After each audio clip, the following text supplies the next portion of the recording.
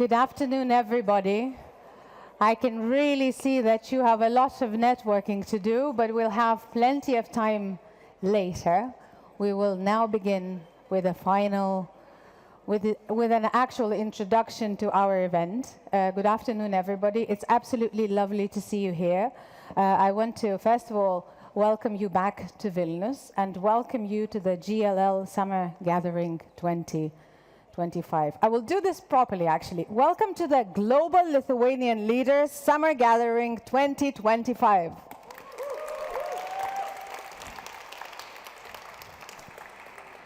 Thank you very much. I really want to congratulate you all on taking this terrific decision to spend an entire long afternoon with us.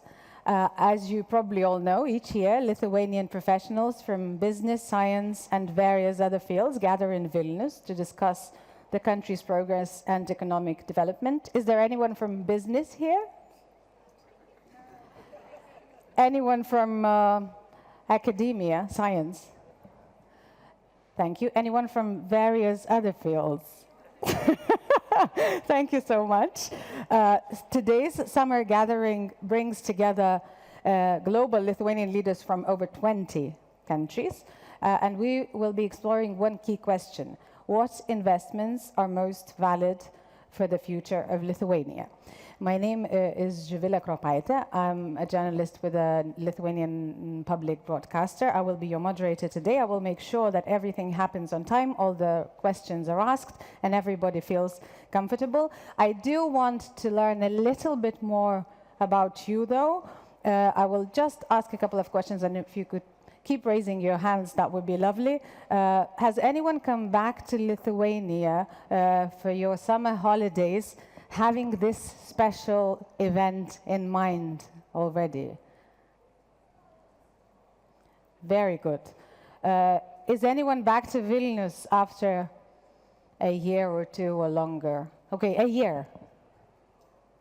See, we have instances like that. It's really lovely to see you. Welcome back. Anyone who traveled to Vilnius more than 300 kilometers today? No one. Anyone who's at GLL for the first time in their lives? Oh, impressive, welcome. Anyone who thinks they have attended every single one event that GLL has ever organized? There are a couple of people. Anyone who's willing to get acquainted with the person sitting in the front and the back, to your right and to your left?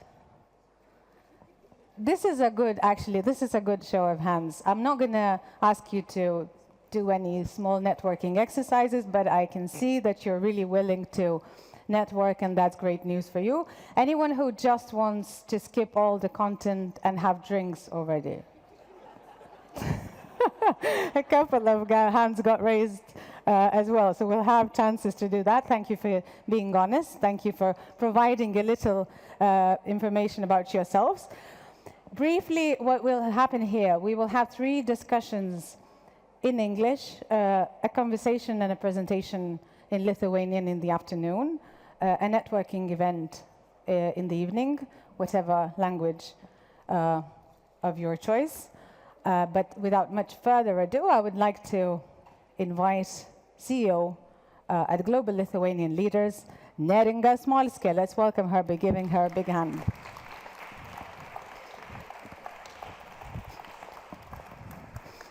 Hello, friends. As Živilė already mentioned, welcome to our annual Global Lithuanian Leaders Summit. Actually, this event became a nice tradition.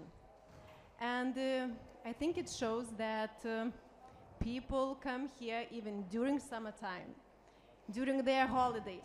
Of course, the holiday this year in Lithuania, it's not very good, but thank you for coming here, because it means you're all coming with two reasons.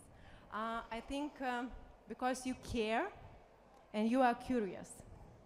This year, our theme is investing in our future.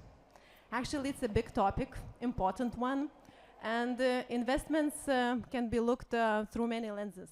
We can talk about technology, we can talk about people, education, security, and all this matters. So I really hope you will enjoy conversations we have prepared for you today.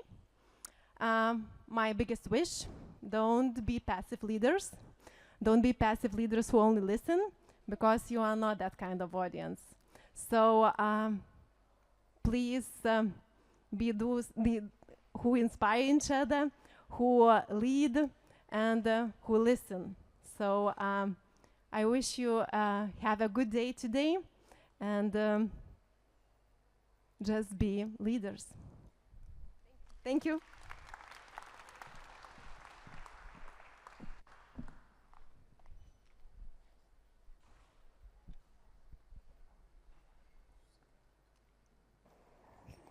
Thank you, Neringa.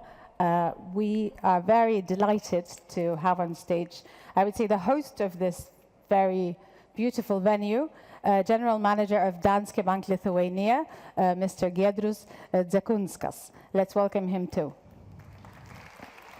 Thank you so much, and welcome to the Danske Bank.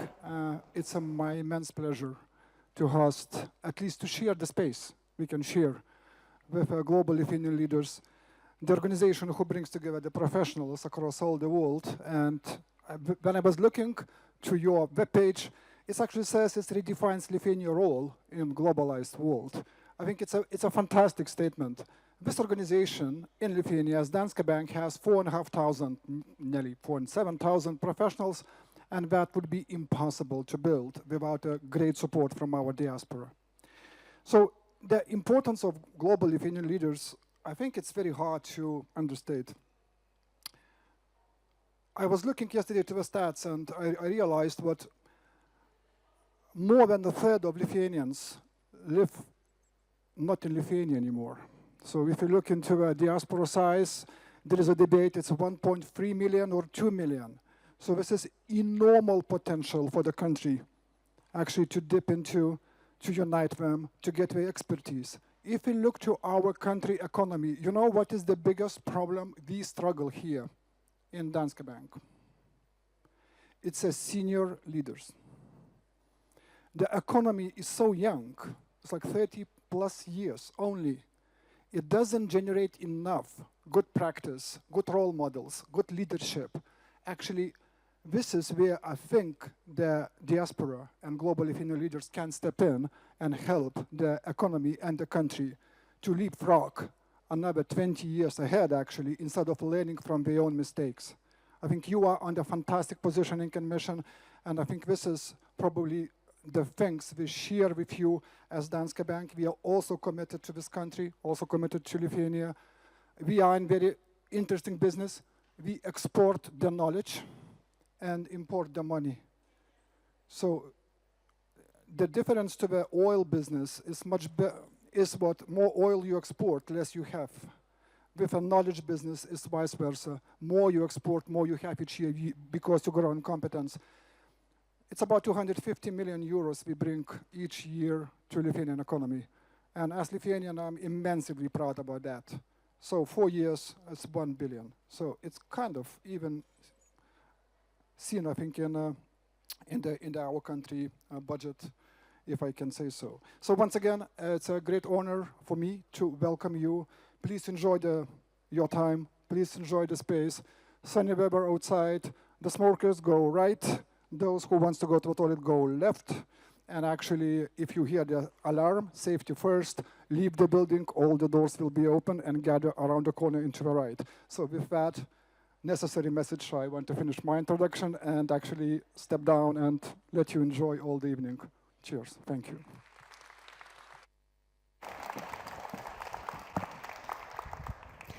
Thank you very much. A need for senior leaders was expressed. All of the rules of the building were explained, but I think there is one thing that me and Neringa have forgotten to do. Neringa, could you please come back on stage? Take the microphone with you.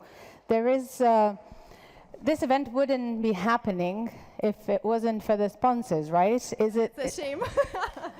It's not a shame. We will do it now in a more articulate manner, because now it's the two of us. We've got a slide. And do you want to name them, or do you want me to do that? I will do it. Okay, actually, I'm very grateful. Our sponsors, it's Danske Bank, it's The Bridge, it's Dexcom, Ilte, International House Vilnius, and Telesoftas Brew Hub. Thank you, all of you. And actually, thank you, first of all of you coming here today, because without each of you, there wouldn't be this event. Thank you. I think this deserves a really long, extended round of applause.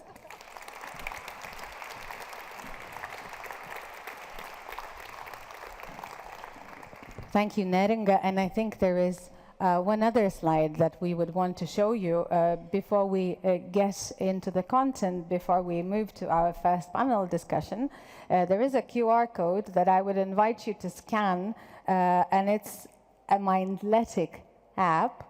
On the screens, you see the QR code provided to us by Mindletic, which is AI-empowered emotional intelligence gym, which offers to train your emotional intelligence to remain resilient, productive, and relevant above AI in order not to be replaced by AI. So by scanning this code, we will ask you to fill out a short survey where we will basically be asking you how you're feeling. There will be a multiple choice. You can just select one of the three options. And I would invite you to do that after each of the discussions, because this will be a way for us also to test your emotional climate, but also to get some feedback. So each time we show that slide, you can scan it, fill out 2 or 3 questions. It's anonymous, I think, and that would be greatly appreciated. So that's the Mindletic app. We have thanked the sponsors. We have enjoyed ourselves and congratulated one another for being here. And I think it's high time we delved into the very content. A panel discussion that will begin with a keynote, today's investments, tomorrow's strength. To discuss that, I would like to now invite on stage founder of Cube3 AI, Cast AI, and Kujo AI, member of Rikley Lietuva, Einaras von Grafrock, CEO of the Investors Forum, Vytautas Šilinskas. You can see them all here. Senior Fellow at the Atlantic Council, Dr. Agnija Grigas, Vice Minister of the Economy and Innovation, Marius Dasiukaitis, and the panel will be moderated by CEO of Axiology Board Member at GLL, Marius Jurgilas. Let's welcome them all with a big hand.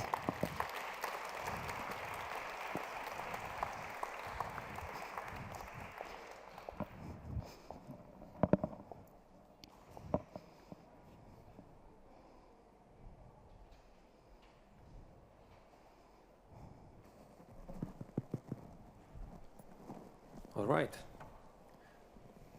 Hello, everyone. So once again, my name is Marius Jurgilas. I'm the co-founder of Axiology, but also a chairman of the Council of Vilnius University, as well as the board member of Global Lithuanian Leaders. So very happy to moderate this panel.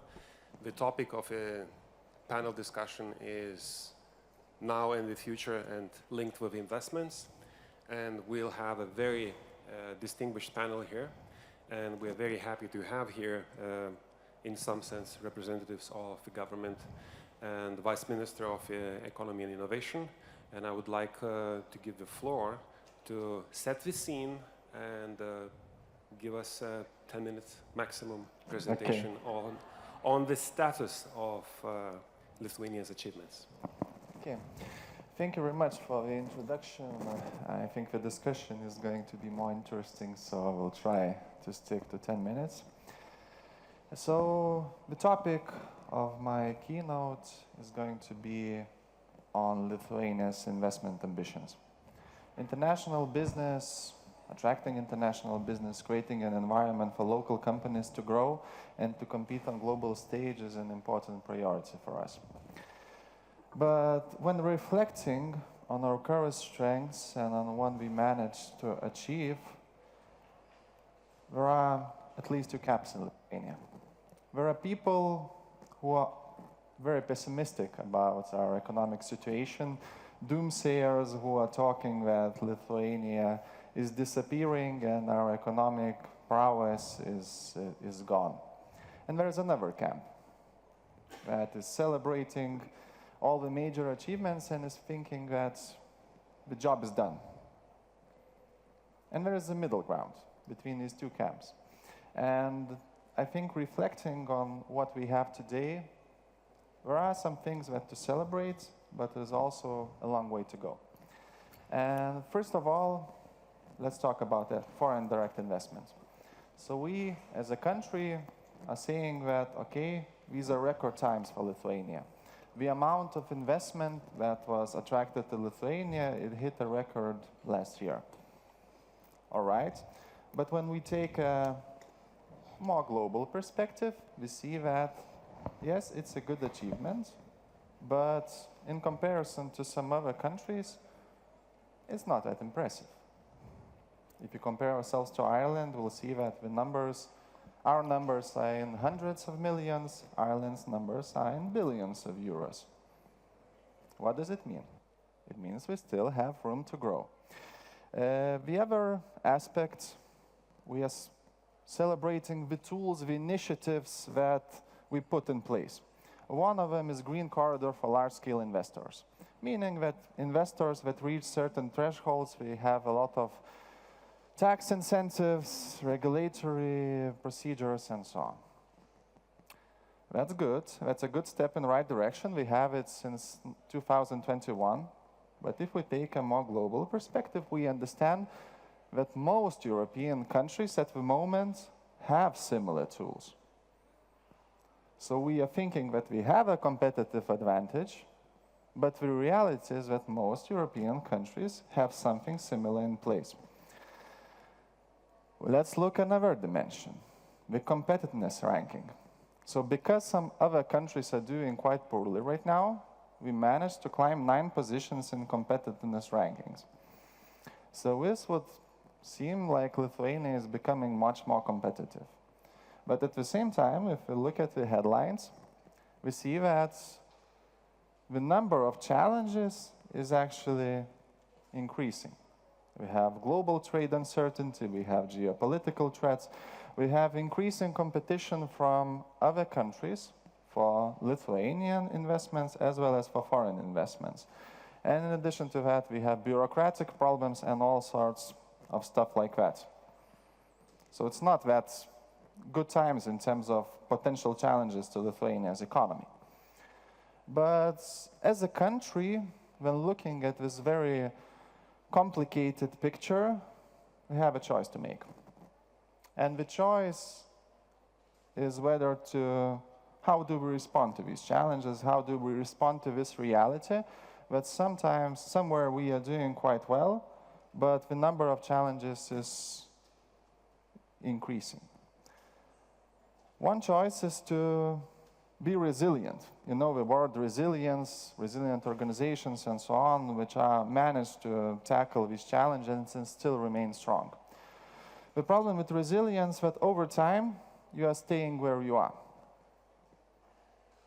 The other pathway that we can take is to become anti-fragile.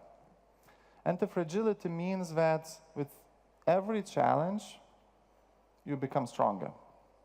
You embrace those challenges and you innovate, and that's the way you become stronger. So as a country, facing this more difficult environment, difficult investment climate, increasing competition, other countries doing new tools to attract top businesses, we have a choice to make, to innovate. And this is the path that we are taking. Our strategy focuses on increasing Lithuania's ambition for investments, for innovation, for talent promotion in the times that are really difficult. So the times are difficult, but we see a potential to become much, much stronger. The ambition that we formed for ourselves is for Lithuania to attract at least 10 billion euros in strategic investments over the next few years. This is a ambitious target, especially when we are considering the numbers that we already have. The numbers that we have is that we are attracting 200 to 300 million euros in foreign direct investment, that we are attracting 200 million in startup funding. We want to increase these numbers to billions of euros every year. How we are going to achieve that? The core of our strategy is radical efficiency in regulation. 2 weeks ago, Lithuania's parliament passed a new regulation that is called Investment Highway. It is a radical approach to regulation, shortening certain procedures at least 2 times, and for some project times, 10 times, and even more. It means that the time between a potential investor or local or foreign company making a decision to invest, the time between this moment and the actual construction, starting of real works, we want to reduce this time at least 2 times, and for defense industry projects, it will be 12 times. So this is already the law in Lithuania. So the projects that we are going to attract, we will be able to start in months rather than years. The other thing where we already actually made some changes is with fintech. We know that financial technology is the story that we have to celebrate, which is a really positive development in Lithuania. But we need to improve the competitive advantages that we have so that we remain relevant in this industry. So what we did, we passed changes to regulation, so Lithuania actually has favorable conditions for low-risk financial technology companies. Companies such as technology giants, marketplaces that want to have their own payment infrastructure. So it's a streamlined regulation that creates more favorable conditions for these businesses. In addition to that, we understand that if you want to attract investments, you have to talk money. So we are focusing on creating new financial weaponry for Lithuania to be able to compete for innovations, for top-end investments from global companies. And we understand that we need to put real resources in order to achieve the ambitions that we have. We also want to attract investments that would create new strong industries in Lithuania, from defense to semiconductors, from clean technologies to data centers, as well as our historical strengths in life sciences, ICT, and financial technology. Furthermore, we also want to solve the challenge of industrial sites. We cannot allow as a country to lose investments because we do not have industrial sites in place. And we'll be solving that by expanding the existing free economic zones, by creating new free economic zones, and we have specific numbers in mind when it comes to establishing these new free economic zones. Finally,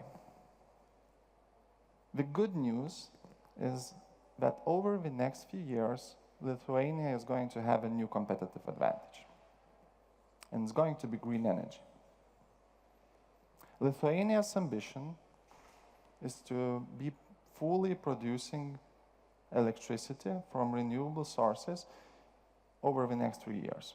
So in the year 2028, we want to be producing all the electricity we need from renewable sources. And then we want to be exporting it and also attracting energy-intensive industries to Lithuania. This is the advantages that we can have here because of our natural resources and because of our business environment. Finally, all these measures and initiatives that we have, we want to create stronger Lithuania's value proposition that talks the language of global businesses, that talks the language of the bottom line, that meets the pain points that global companies have, whether we are Lithuanian companies or global companies. So the first advantage that we are really focusing on is the speed. Investment highway, fintech regulation, it's all about the speed. The second thing is next generation infrastructure, from AI infrastructure to industrial sites to green energy. The third pillar of our new improved value proposition is, of course, talents. We understand that Lithuania needs to become much more competitive in attracting international talent. And finally, when it comes to the bottom line of international companies, tax incentives, triple deduction for R&D, cashbacks, we mean business. So this is what we are working on, and this is what's going to allow for Lithuania to be much more competitive for investments. Thank you very much, and I'm happy to join the discussion that's going to take place.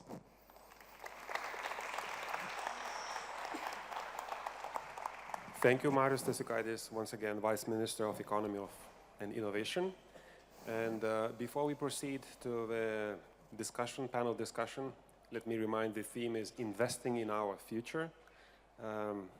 Let me use the role of a moderator to tell you a story which puts us in perspective. And Lithuanians also always like to measure ourselves against. And which country do we usually measure ourselves against? Estonia. This time it will not be Estonia. Yes. So my phone rings, and there's a call from the president's office saying, Marius, in the fall we're doing this competitiveness panel discussion, and we really want to understand, what drove the latest achievements of Lithuania. We are super impressed, and we think that this is some kind of,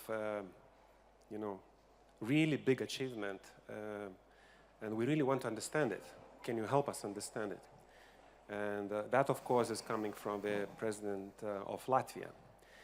So in Latvia, Latvians believe that Lithuania is an economic phenomenon. So I did a study, I looked around, and you know what? I didn't find an oil in the ground.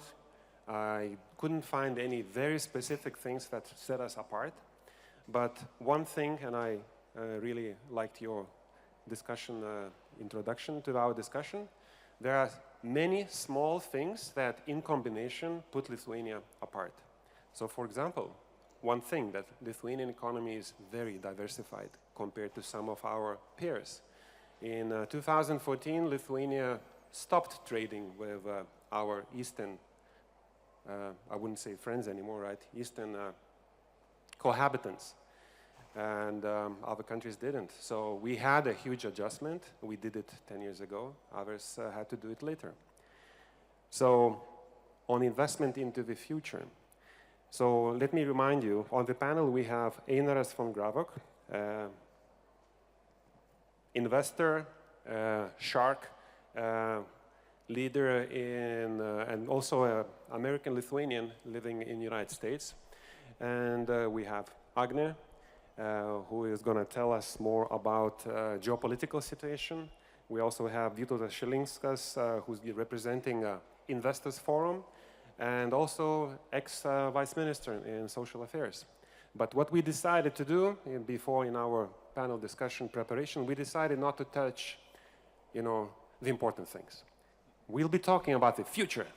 So on that, Einari, you successfully founded and scaled several tech companies. I'm not going to mention the names. What key lessons from these experiences could Lithuania adopt to foster innovation that competes on a global scale? Because we don't need local champions. We're shooting for the stars. Well, I guess ultimately we have the same advantage, pro and a con with Lithuania, us being so small as a country. The con is that being small, you're a little bit afraid, not bold enough, you're afraid of sort of little mouse, afraid of touching the elephant and irritating it, right? So that's one of the things that I think we've collectively sort of spent the last couple of decades working out of our systems, being bolder, aiming higher, and setting bigger and bigger milestones for ourselves.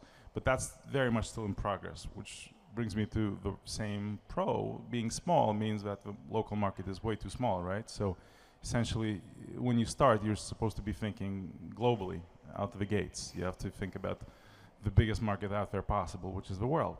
So as you look at the success stories in Lithuania, those have really nailed it and made it, you know, all of them started with the same approach. Let's go after the US, let's become the biggest company out there, and then expand, you know, to the rest of the world. As opposed to the old story of, you know, Lithuania today, Latvia tomorrow, and maybe Poland a few years from now, right? So that boldness, that ability to imagine, sort of not set a ceiling for yourself and aim sky high, I think it's somewhat intuitive in the tech sector, not necessarily across all the other industries. It's also a cliche, but it's the first ingredient, it's the most important mindset. So does that mean that we need to invest in the United States? We as individual companies, we absolutely must. I think there's obviously a distinction between Lithuania and the government, Lithuania the people, and Lithuania the business, right? So drawing that distinction as a business, that's where you, in my opinion, especially software business, you've got to start there. You have to build for them. It's the biggest market, by far the easiest market, given the size and sort of lack of red tape, relatively speaking, and, you know, uniformity across all states. Having said that, you know, there's a lot of ingredients that go into, you know, all of that. We'll talk about that, I'm sure, about talent at some point here. You know, in our own example, we're somewhat unique, not that unique, but we're somewhat different in that while our core is Lithuanian, many of us live in the United States, live in Europe, live globally. So we enter new markets, new domains, thinking, well, geez, the world is changing. We're going to create a company that drives that change, and we're going to make sure that we're number one in whatever space we enter. It just so happens to be that we can build from Lithuania to solve those problems. So would you agree that kind of Lithuania gave you the opportunity, you know, and of course, you know, you have international family roots, and you saw this opportunity very quickly. But if I can counterject a little bit, we want to have in Lithuania as successful companies in Silicon Valley. You know, we'd like to have them here, the talent to be coming here, investments coming here, American VCs investing in companies in Lithuania. What do we have to do to become more attractive? Well, you know, want is a tricky word. There's a lot of things I want, right? There's ambitions without a plan don't count for much. That was a presentation about the plan, so I'm still reflecting on it. It's maybe the first time I've seen a plan with a goal, with a number. That's this part of a problem, right? When you build a business, you have goals. I'm going to do X this year, Y next year, Z the year after. We talk about what is tomorrow and how we're going to achieve tomorrow. Tomorrow needs to be defined as well. So suppose if tomorrow means $10 billion in direct investment by 2030, it's a nice goal to work backwards. Why will that capital come here? Not, you know, all industries are different, and I'm sure some capex heavy industries require a lot of grants, a lot of support. I'm not gonna touch those, it's not my forte, not something I understand very well.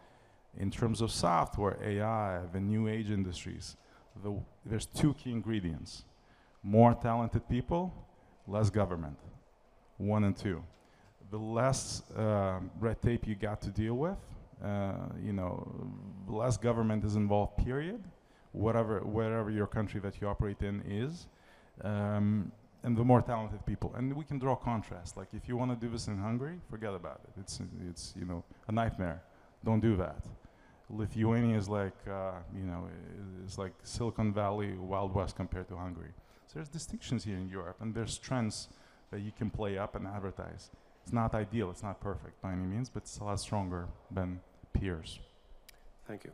Vytautai, I think you are very much, you know, very well placed to tell us, you know, what investors are thinking when they're coming to Lithuania, when they land here, when they invest or choose not to invest. And I was using the example from Latvia, right? So, of course, some of you who are following the business media saw this blip in the news that something happened for the direct investments in Lithuania. That this particular 12 months was not very successful compared to, you know, Latvians who think that, you know, we are the phenomenon of economic growth. So what are the investors thinking about Lithuania these days? I think, hello? Can you hear me? Okay, great. So I think I'll address the elephant in the room, and what our survey showed that not only investors but also CEOs in Lithuania are mostly worried about geopolitics, right? We have the enemy at the door, and people are afraid to invest, to make the decisions until the war is ended. So people are waiting and not making a huge investment or huge decisions. That's the first. And the second topic that people, or mostly CEOs or other people making the decisions were worried were taxes. So again, this didn't help. The tax reform, I wouldn't say it's terrible. The financial effect to the budget won't be huge. It's just, you know, the tendency that it's not, the decisions aren't towards the better investment climate, although it's only a little bit worse, but still a little bit towards worse tendency. So I think that's the two biggest concerns for the investors in Lithuania, not only for those who are considering coming to Lithuania, but also for those who are already in Lithuania as well. So for that, we must make people feel safe. One thing which we do and I think help is bringing people here. So I don't know, maybe you'll tell different, but as far as I heard talking with some US citizens, they thought, okay, that Lithuania might be really close to Ukraine, like shaheds are flying here and bombs are falling. So when they come to Vilnius and see that, you know, happy, nice people, it's safe, people are creating businesses, enjoying their lives, they feel safer and they calm down and they can make this rational decision to invest in Lithuania. Let's ask the audience, how many of you then, if you came to Lithuania from a foreign country, thought of your physical safety? The hypothesis is denied, at least from this potential investor base. But you know, Latvia is not very far away from the border. Actually, in some of the plans that we have seen, you know, it's the pinnacle of potential, you know, tension. It's not, you know, the Suwalks actually, which everyone is talking about. So what our neighbors are doing better, or what we can do compared to what we are doing right now? What are your counterparts telling you? What do you see? Yeah, the third topic is probably that we must address is middle income trap. I'm not sure if you heard about that, but World Trade Organization followed 100 countries over the period of 50 years. And they noticed that 80 countries, 80% of the countries achieved middle income. So it's easy to achieve, you know, from becoming poor to having middle income for the countries as well. But only 2 in 10 countries managed to achieve the high income. And we are at the top of the middle income or at the bottom of the high income, maybe even at the bottom of the high income. So, and the issue is that you have stopped competing on cheaper labor price, and you must start competing on speed, innovation, investment climate, and so on. So it's good that we managed to achieve this, let's say, middle income not over 50 years. We managed to achieve that faster over the 35 years, but the tools that we had previously do not work in this environment. We need new tools, and we need to learn to work with the new tools. Yeah. Agriculture is not exactly the high productive sector, but there was a dramatic change in Lithuania, even compared to our Baltic fellows. Over the last 5 years, the amount of people working in agriculture in Lithuania decreased by 50%. And all of them, of course, went to IT or other high value sectors. But yeah, productivity. May I expand on this number? Very quickly. It's a really good indicator if you want to look how advanced countries, how many people work in agriculture, because every economy starts from food. You can't have economy without food. In the 90s, we had 23% of people working in agriculture. Now it's around 5%, but for US it's around 1 or 2%, or UK it's also around 1%, France it's around 3%. So, okay, we we managed to leap ahead a lot, but still reducing in double, it's fine. It's good that we're doing that. Yes, so I'll finish on this and I'll switch to our other panelists. But recently announced budget that now for European Union, that is being contested as we speak, you know, they have sleepless nights and everything. Still, the biggest part goes to agriculture. So maybe we should realign somehow, but let's defer it to some other discussion. Back to geopolitics. Agnia. Investors apparently are, and you know, we can joke, we can pat ourselves on the shoulder, but you know, physical safety and you know, being sure that you know, your factory will not be blown apart is an important factor. What we can do as a country, geopolitically speaking, to ensure, to provide more safety guarantees or to send a different message. How can we invest in our safety? Absolutely. You know, I was really hoping to speak on more optimistic topics, but as a geopolitics expert, and naturally we have to address security here. And without a doubt, if we look at the map, if we look at the newspaper headlines, we can't ignore this topic. Security is on the forefront of minds of investors. It's on the forefront of minds, I'm sure, of your families, yourselves as well. And today, while there are a lot of discussions, who can pick up the slack, whether it's going to be the United States, whether it's going to be Europe, who is going to defend the eastern flank of NATO, the reality is we have to show here that we are willing to pick up that slack, that we're willing to invest in our own security. Nearly a year ago, a study was done by Stronger Together with think tankers from Washington, D.C. that calculated that about 10 billion are needed for Lithuania to withstand an invasion from Russia, basically to withstand the first 10 days until NATO support arrives. It's a number that is feasible for us. Our economy is booming, our businesses are booming, and if we want that to continue, we have to be willing to invest. Here, maybe I draw a parallel. I know it was a big discussion whether Lithuania can afford those 5%, right? Can we afford it? If we look at the example of Israel, I mean, Israel, over various times of its history, has spent up to 30% of its GDP, then at different times up to 17% of its GDP to ensure its security. So again, this is an area where we'll have to invest and first show our own resolve. You know, on the good side, on the good news, the 5% has been approved, and over the next 5 years, 12 billion are allocated for defense, for boosting our long-term defensive capabilities. But I would still say, as the study pointed out, you know, we may face some risks before the 5 years are up, before we have fully implemented all of our long-term defense strategies. So that immediate, shorter-term investment to withstand any sort of, not just necessarily look at an attack, but any sort of threats to our resilience, to the resilience of our society would be necessary. And I'm hoping for some better news questions then. Let's talk business. You know, this panel is about investments. So defense is now being placated as, you know, the next big thing. You know, it's not fintech, it's not deep tech, it's defense now.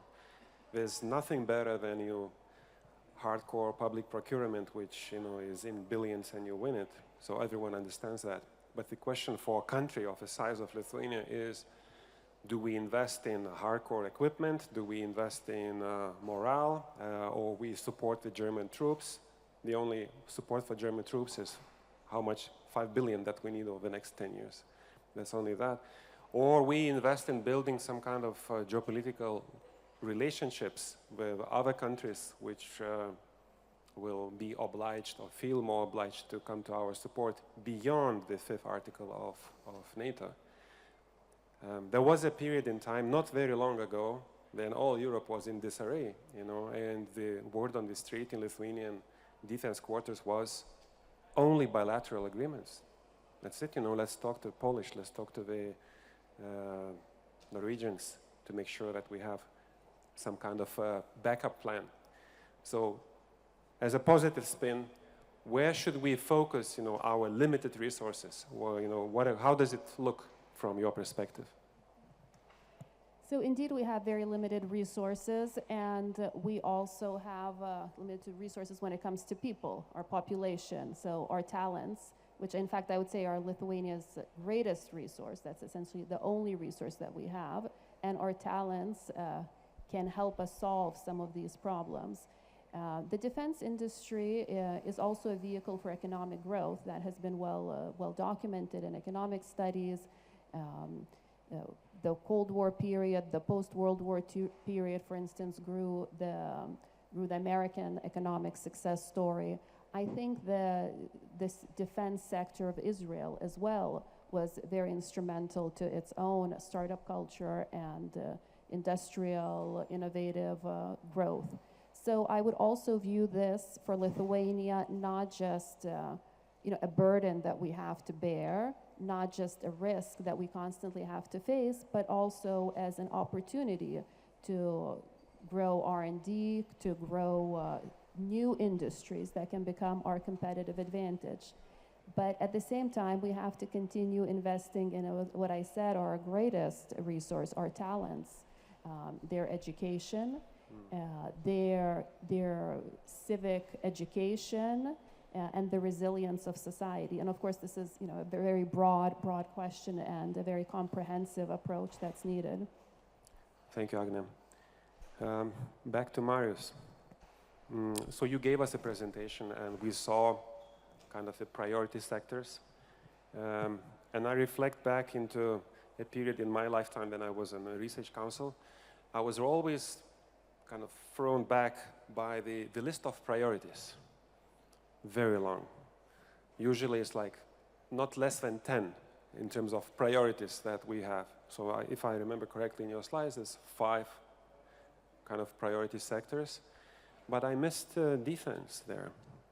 Is this a statement or it's somewhere in the background, because of course you can have IT, you can have innovations taking place in any place. So my question is, over the next 10 years, it's very difficult to say, right? But where do you see the next economic growth of Lithuania coming from? Is it going to be from agriculture? Or is it going to be from technology, selling products, establishing companies, global companies in the United States? Or is it going to be driven by what Israel has shown? Defense is also a sector in itself. Okay. I don't know which microphone to use, so that's why I'm checking. Defense was in a slide. It was one of the 6 sectors that is mentioned. It seems quite long, but we are talking about very specific segments of large industries. So reflecting on the point that you touched regarding where the growth is going to come from, we need to understand that Lithuania is still going through a relatively early phase of its economic transformation. So we already have quite strong high technology sectors such as ICT, financial technology, some smart manufacturing, and some biotechnology companies. But when we take a more macroeconomic approach, we see that these industries still take a relatively small share of our economy. So if we talk about high-tech industries, it's 5% of our labor force. That's really low. Ireland is 10%. So we still have a lot of catching up to do. And this is where we see a lot of potential for Lithuania to get economic growth. Now, talking about specific vectors of growth, of course, ICT, startup scene, financial technology is going to be an increasingly important pillar of Lithuania's economic growth. We see that from the service exports over the last few years, and I think we're still going to see a lot of economic growth in this area. So that's why it's an important priority, and I think this is where the talent policy, attraction of international talents is going to play an important role in keeping this momentum. The other thing is, of course, life sciences. So in life sciences, I think there are 2 interesting angles. So historically, we put a lot of focus on biopharma, which is basically biotechnology, red biotechnology companies like Thermo Fisher Scientific, Teva, and some others. We also can connect our biotechnology strengths to the potential that we have in agriculture. Because one of the future arenas of economy is bioeconomy, where you use biotechnology to create new materials and new stuff from natural resources. So, for example, producing bioplastics from grain. And this is where Lithuania could excel because we have our biotechnology expertise. Defense industry is for sure going to be one of the pillars of economic growth. We're putting a lot of emphasis on that. And Rheinmetall's ammunition plant is the right step in direction, but we also see momentum in our startup ecosystem, where young Lithuanian businesses are developing their products, and at least in certain niches we can be really strong. And finally, we cannot forget our manufacturing prowess. Lithuania is still a country that is creating at least 20% of our GDP from manufacturing. But our manufacturing needs to become smarter and needs to utilize the potential of our green energy. So that's why we can become strong in smart engineering, in electronics, in semiconductors, in industries such as clean technologies. We have a potential here, and we have the scale, the cost base, and the regulation to achieve this ambition. So it's a more balanced approach to business. It's not just about ICT, but we see the most potential in these like 5 to 6 areas that I discussed. Mm-hmm. If we look at the labor productivity of Lithuania, it's not at the bottom, but lower part of the table for OECD countries, and also the change of it. Even compared to the Baltics, somehow we managed to become economically successful, but with a decreasing labor productivity. So the thing that has been driving Lithuanian economy is capital productivity and technological changes. And we are in the middle of Lithuanian global leaders gathering. So as a vice minister, what would you be looking for? What type of leadership is missing, or what do you see in Lithuanian economic sectors? What is the message that we would like to send to Lithuanian diaspora, not in general, but the leaders of Lithuanian diaspora here? I think Lithuania really needs leaders here in our country, as well as in other countries working towards Lithuania's benefit. This is the thing about knowledge economy that is based around our knowledge and the people that we have. And from our side, we are really looking forward on cooperating in investment promotion, in innovation partnerships, and utilizing the potential that our broad diaspora have. But we also want to create conditions that are favorable to Lithuanians from abroad coming back to Lithuania to create their success stories here. And that's why I think it's also really important to have senior leaders from abroad coming back to work on the success stories here. And that's why we are working on providing favorable conditions for actually running this business here. So I talked about investment highway, talked about fintech regulation, and all sorts of things like that. So we want to be working on that, and so that Lithuania is the place to be. Thank you very much. So we are approaching the last part of our discussion, and I would like to ask the panelists to think in a very brief way the answer to the question, which sounds like this. If you could suggest one bold initiative, for Lithuania to take forward immediately, what would it be, and what's the reason why you think it's the most important one? So I'll start first and allow you some time to reflect on this. So if you take an average citizen of the world and look at his kind of balance sheet, an average citizen in the world owes someone 3 times the annual wage. Not to each other, but in general. Like everyone in this room, if we represent like a country or an individual, we owe someone, right? And it's not the next person sitting next to you. someone. Who is that person? What do you think?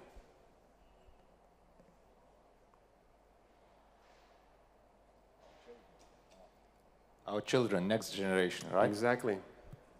We owe next generations. So even though on this panel we're talking about investments into the future, you know, we talk, but we act differently. We don't invest in the future. We borrow from the future. So my answer to this is, you know, if we really want to build a strong nation and we need to be very competitive, we need to invest in children. In a very broad sense, what that means. Is it education? Is childcare? Because with no children, there's no future. What's your answer to that question? So it must be quick, right? So I've got two things. One is everyone needs to become AI native, AI first. Kindergartners, elementary school, middle school, high school, college, existing workforce. There's got to be a nationwide initiative making everyone AI first by 2030. That's going to be the fastest way to ramp up productivity. Secondly, as far as diaspora and people from abroad, we have to start recruiting them, you know, literally calling them, approaching them, tracking them, one-to-one type of a relationship. And I think that's what Israel handcuffs does. into the plane and fly them into Lithuania? That's what Israel does. If you're of Jewish descent, they'll call you again and again and again, and eventually many will come back. Agne. And I absolutely support that as well. Look, as a mother of three who has just moved back with my husband to Lithuania, I do believe that we should grow our talent pool here. Again, this is the only resource that we have. I think we should be even more ambitious today, even more ambitious than to try to attract Lithuanians, global Lithuanians to return back to Lithuania. I'd say Lithuania is ripe today to attract global talent, the best talent in the world. The study from last year showed that the youth of Lithuania, under 30, are the happiest in the world. We have all the right preconditions.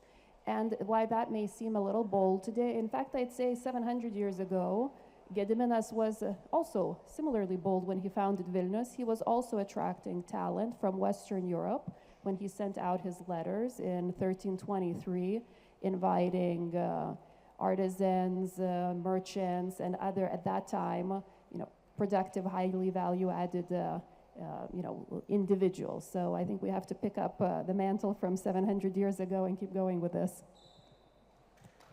Thank you.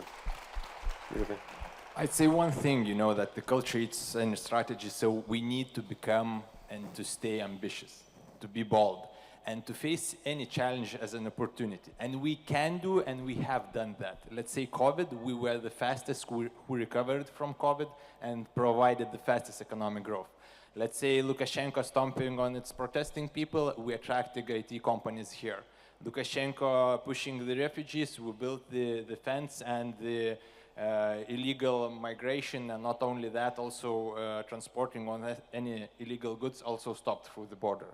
Okay, Russia starts the war in Ukraine, we were the fastest who accepted Ukrainians not only to our homes, but also to the workplaces.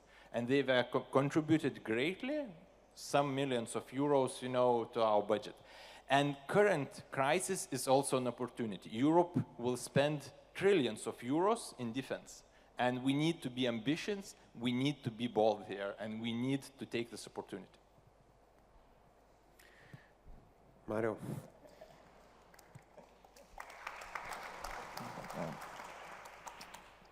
I think I agree with all the points mentioned. But one of the things that we can do better is to actually use the potential that innovation has to solve the challenges that our country faces. Let's talk about education, the topic mentioned. Let's utilize the potential of AI and education technology to transform our education system. So I think there's a potential for this radical thinking in having the challenges in Lithuania, but then thinking of completely new ways how to utilize technological advancements to solve challenges. It's the same for defense industry. We can utilize defense innovation to create new source of capabilities that do not exist today. So this is, I think, where we have some homework to do as a country. Thank you very much. So with that, we conclude this panel, and I would like to ask the audience to give a big round of applause to everyone. And let's build new technologies, attract talent. All of you are welcome to stay not only for tonight, but indefinitely. And let's build Lithuania as a home for everyone. Thank you.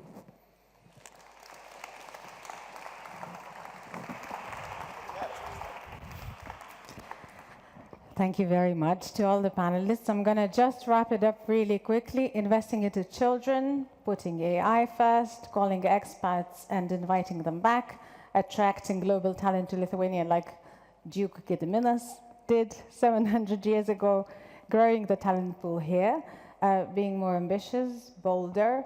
Ministry of Economy agrees with everything. And we need to utilize defense innovation as well. So these are just several of ideas that we have collected in terms of investing into our future. Thank you so much to all the panelists. While observing this panel, I also noticed and was actually amazed by the quality of the broadcast, which really is amazing here, like HD television. So I think we can give a big round of applause to our technicians here as well.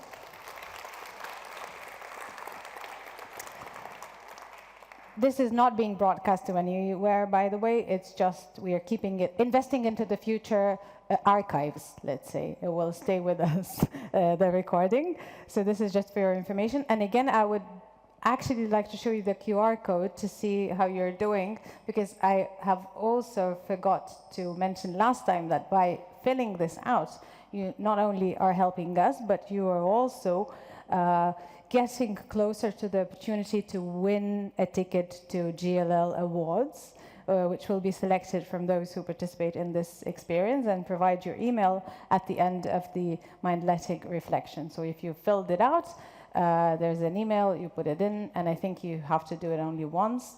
All other times when we are showing the QR code, you can simply fill in your mood and your satisfaction with a panel or whatever the question asks you to do. So thank you so much for being proactive. How are you doing? Are you feeling a bit hotter than usual in this lovely city of Vilnius? Do you still have the energy for one more discussion before the networking break? Could you raise your hands, anyone who does? Okay, well done. Not everybody. So I'm just going to jump to the second one, and hoping this will be a lively panel debate, after which we will have a break.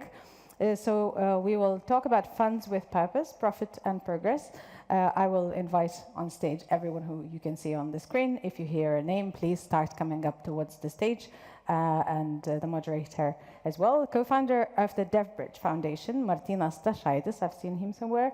CEO of ILTE, the National Development Bank, Dainius Vilčinskas. Founding partner at Iron Wolf Capital, Žygimantas Susnys. Co-founder of the Vilnius University Foundation, Alvydas Žabolis, and the panel will be moderated by the wonderful, glorious managing director at Co-Invest Capital, who is also GLL member, Victoria Trimbel. We are giving all of you a warm round of applause. Have a fruitful discussion.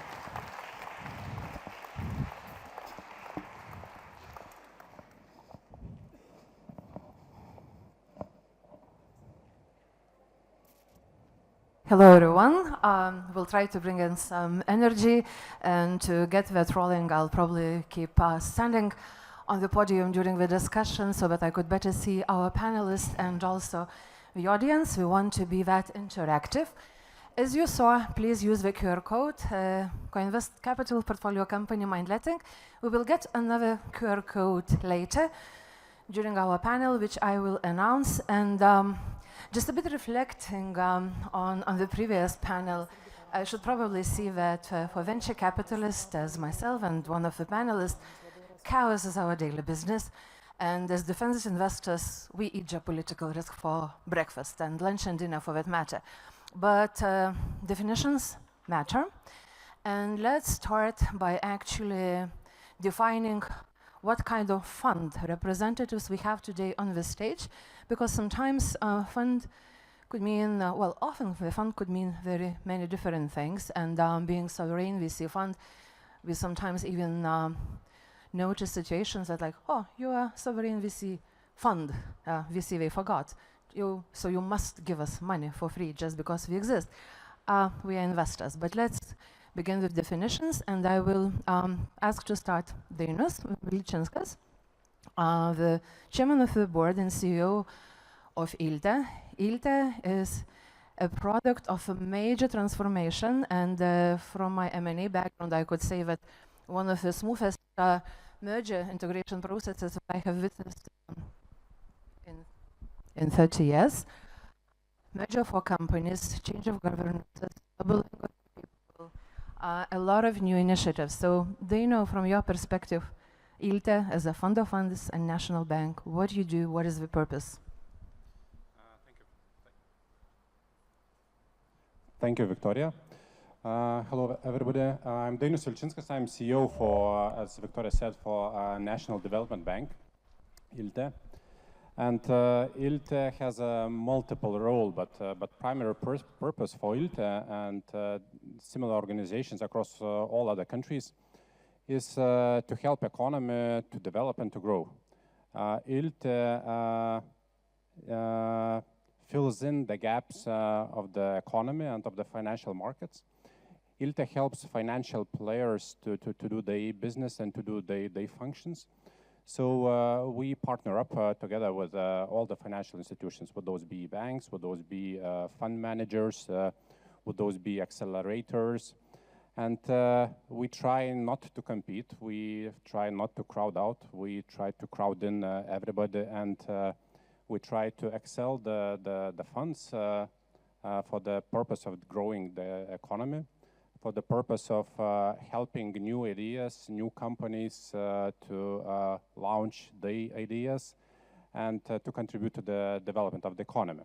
So this is on a very, very macro level. On a practical level, we are a financial institution that performs through various instruments. Would those be investments into funds of fund managers? So we perform as a fund of funds. We provide funds to venture capital funds, to private equity funds, and soon private debt funds will start making first closings. And by the end of this year, we will kick off with invitations for infra fund managers to apply for our investments. So across all type of assets. Then we provide guarantees, individual and portfolio guarantees to banks, credit unions, alternative lenders. And with increasing activity, we start providing financing to various type of companies to various size of tickets. So would those be very new companies who are just starting activities, or would those be very well established, mature, big companies where the tickets could go up to 250 million euros per one application. And going forward, very soon we'll start acting as an underwriter for bond issues in order to activate capital markets in the Baltics. Maybe in the future, now we'll start functioning as a market maker and etc. So lots of activities. But the primary purpose for ILTE, for the activity for this year, is to launch operations of development bank. Because now we are just managing the assignments provided by the ministries, but the ultimate purpose is to develop a bank sizable with billions of in the balance sheet, and continue financing Lithuanian economy. Thank you, Dino. Well, you made a kind of intro, and ILTE is the anchor LP and each and every venture capital fund in Lithuania. In our case, it's the single LP. In Iron Wolf case, that Žygimantas represents, it's one of the major LPs. So Žygimantai, bring us a definition of venture capital fund.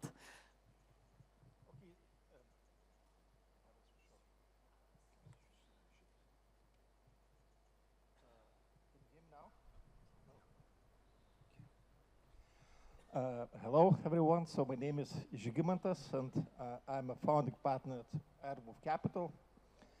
We are a venture capital fund based in Vilnius. London, Tallinn, and also Warsaw.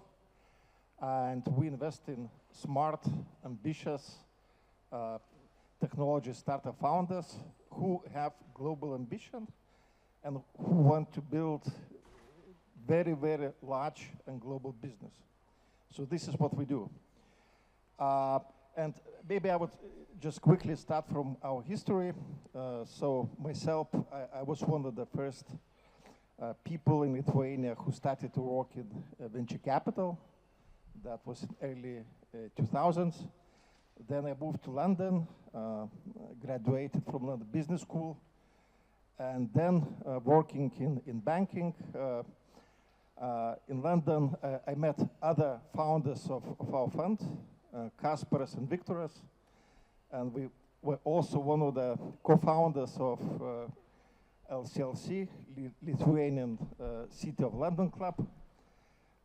So I have a lot of things in common with people in this audience. And then in 2017, we launched our first fund. And again, in our first fund, ILTE, and then Invega was an anchor investor. And our strategy from the very beginning was investing across the Baltics in deep tech and artificial intelligence. So this first fund is fully invested. There are a number of very, very high growth companies in our portfolio. I wouldn't go through them. And recently, we launched our second fund with an ambition to reach 100 million.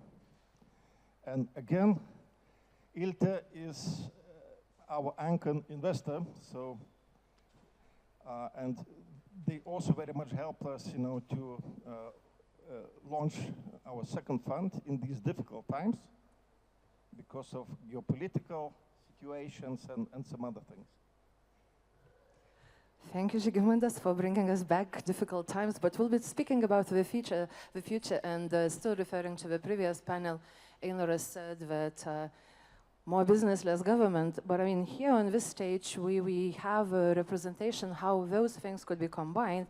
If you have professional people managing public money, that's mission-driven investments. So in our fund case, co-invest capital compared to Žygimantas, where we co-invest and have already like 4 or 3 and 4 forthcoming, maybe in 2 days, portfolio companies. So we invest to make profits. We invest, and when we make profits, we give them away to our private co-investors. This incentive arrangement designed by ILTE is one of the best in the world. I could say that with conviction, and it was listed last autumn by the European Business Angel Network as one of the best examples for Europe to copy. So moving now to slightly different type of funds, Alvydai, you also have a major experience as M&A advisor, investor yourself, and one of the key persons behind the first endowment fund in Lithuania. So, definition, endowment funds, what kind of fund is that? Yeah, I'm not too much in theory to explain what is endowment fund. But I maybe want to say good afternoon to this community of GLL, and actually was thinking that maybe you are reason why this Vilnius University Endowment Fund was established, because the idea was started breeding around 2010. It's about the same time. I'm just checked that U.S. organization was established in 2009, Global Lithuanian Leaders. And we are here in Lithuania about this time. We started feeling kind of, not, I would say, a void of the leadership. You probably remember government's action in this time. You now see government actions in this time. And business as institution, it was too early, now probably still too early to be kind of to take a role of leadership. And there was a question, who can take a role of leadership in Lithuania, those times and today? And we are brainstorming in several meetings among the entrepreneurs. We found, or we dreamed that the biggest income, impact with least investments could be done if we would create a new leader or new leader type of leadership in Lithuania through academia, through university, and that's with the aim to build a new potential leadership to fill the void. This Vilnius University Endowment Fund was created to make a change at academia, to take a leadership in society. So that's the idea was cultivated for several years until it was finally formed, and the fund was established in 2016. And today, I think we are probably biggest endowment in the region. We have around, no, it's a little money compared to the globe, the 10 million, but with 10 million, we may be number 30 or 35 endowment in the Europe. So, because the tradition of endowments, it's not very strong. And in Europe, the private capital is not very well welcomed to areas where usually it's occupied by the state. But our decision and decision of entrepreneurs, decision of people with capital here, it's that we need to do something to fill this void of leadership, because if we do nothing, so our human capital, human capital will not raise itself. So we're talking about talents, right? But someone needs to take care of the talent, not only state. Because currently Lithuania was not created by, of course, politicians, they took a very important role. This important role was, okay, not to disturb we are happy that they did not have power to disturb, because this was, Lithuania and Vilnius was created by talents who are here, who are not here, and we need to continue this, and to continue this, we need to nurse talent. So university is something what can do. That's, we try to do impact with our fund. Thank you, Alvydai. And now the floor is to Martynas. One more type of the fund, charity foundation. Please describe in your own words, what's your purpose? Thank you, everyone. Hi, my name is Martynas Stašaitis. I'm actually a member of GLL and part of the diaspora. I live most of the year in the United States and come out to Vilnius during the summers. I think in this definition conversation, my job is almost easiest because everybody understands charitable foundation, right? We give away money without expectation of return. I think our foundation is unique a bit because it was formed from business that we ran and sold, and then made a gift of also $10 million into the foundation. And right now the foundation has been formed and fairly new, looking for different initiatives to invest and support. I think our purpose and mission is focused on, number one, Lithuania, number two, youth, and maybe educating youth, especially regions of Lithuania. I really liked the conversation in previous panel. I was surprised that politicians maybe delivered better message than we are doing so far, but I do believe that youth is the ultimate investment, and making the youth native, AI native or native technology, right, and the standards is critical. Lithuania does not have natural resources. It has geopolitical risks. So our kids, our young entrepreneurs, our talent is our only competitive advantage. I've seen that. I built my businesses around that. So our mission of our foundation is to focus in those areas. Thank you, Martynas. Well, it's a very good start for our next round of comments from our panelists. So we are making investments in the future. So let's pick what kind of future we want to see and what kind of returns or profits we want to get, because those profits could take all sorts of different forms, and it's not only cash. So again, I will ask Dainius to begin. One of the strategic priorities of ILTE is a very exciting project of Diaspora Foundation. And by the way, this is the time where I would like to ask technicians to put on stage another QR code.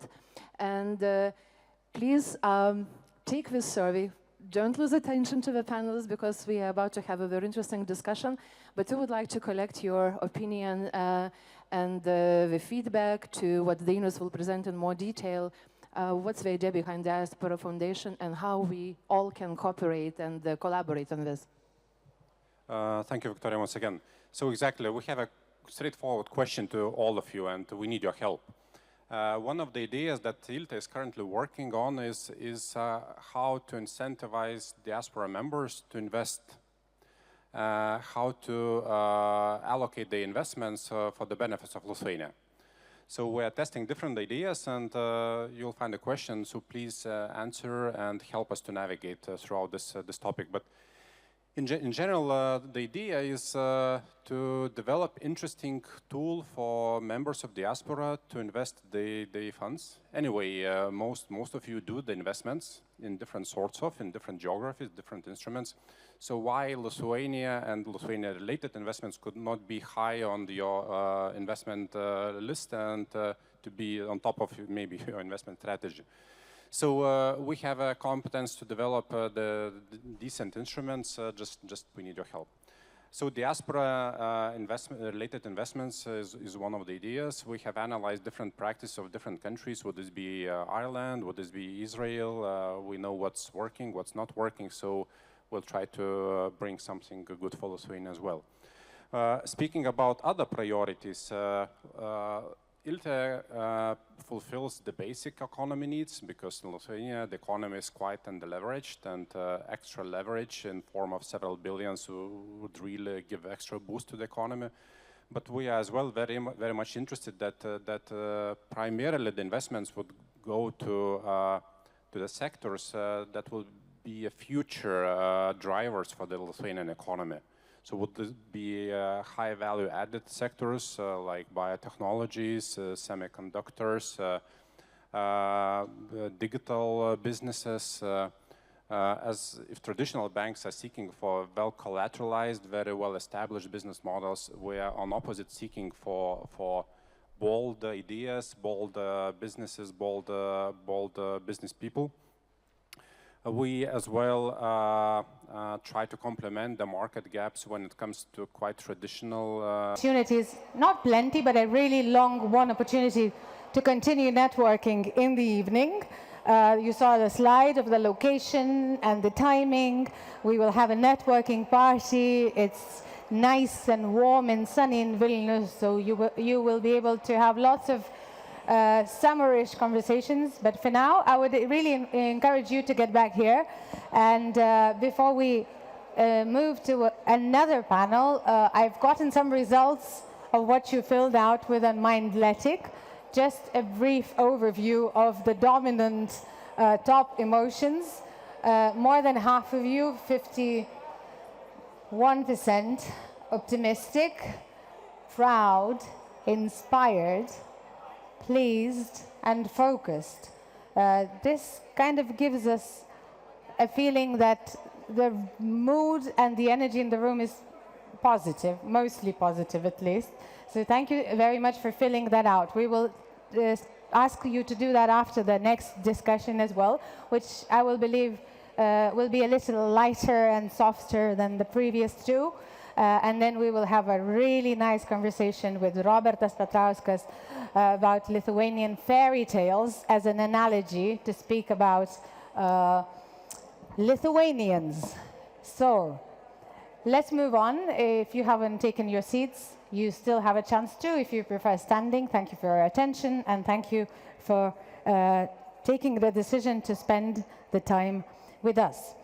Is it valued in the Lithuanian labor market, the international experience? This is the topic that the next discussion will cover. To use the analogy of the topic of the whole day, is it worth investing into international experience, I would say.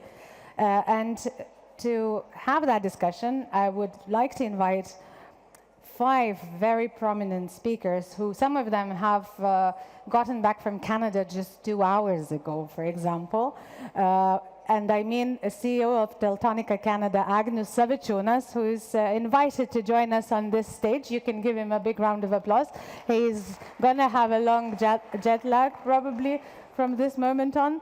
Agile coach and team lead at Telesoftas, Yannick van der Straten, is with us as well. Let's welcome him with a big warm hand. Senior quant at Danske Bank, Vaiva Augustinaitė, is with us too. And the big support team here at Danske as well. Thank you for that. Senior Director, Commercial Operations at EMEA Dexcom, Rosita Vasilkevičiūtė Marčienė, and everybody's going to give her that much of support as Vaiva has received, I hope. COO of Science for Brain, Tadas Švendrys is with us too. A big, strong, loud round of applause to him as well. And I'm going to be moderating this panel, and I was actually thinking, thank you very much for joining, and thank you for flying from Canada and other countries, some of you, to be with us.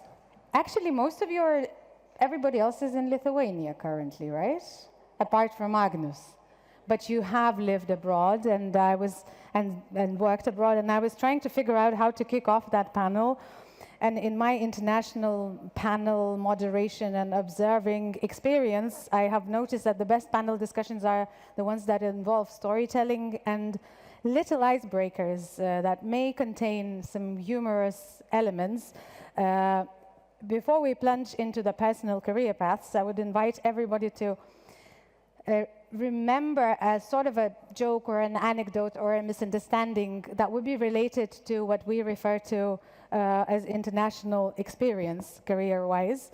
There is one story that I always remember and I will never forget from my studies, and I will kick it off by sharing my story first. I did my Erasmus in Ireland, and I remember there was this one class where this professor, who was German, asked European students what stereotypes they had about the US before going to the US, and then he asked the Americans what stereotypes they had about Europe before coming here. So when Europeans needed to speak, a couple of them raised their hands, and that was it. And then when he referred to the US people, it was 7 of them in the class, and 6 of them have spoken, and then there was 1 left, and then he just raised his hand and said something like, "You guys kind of have a lot of churches, and I don't really have anything to say."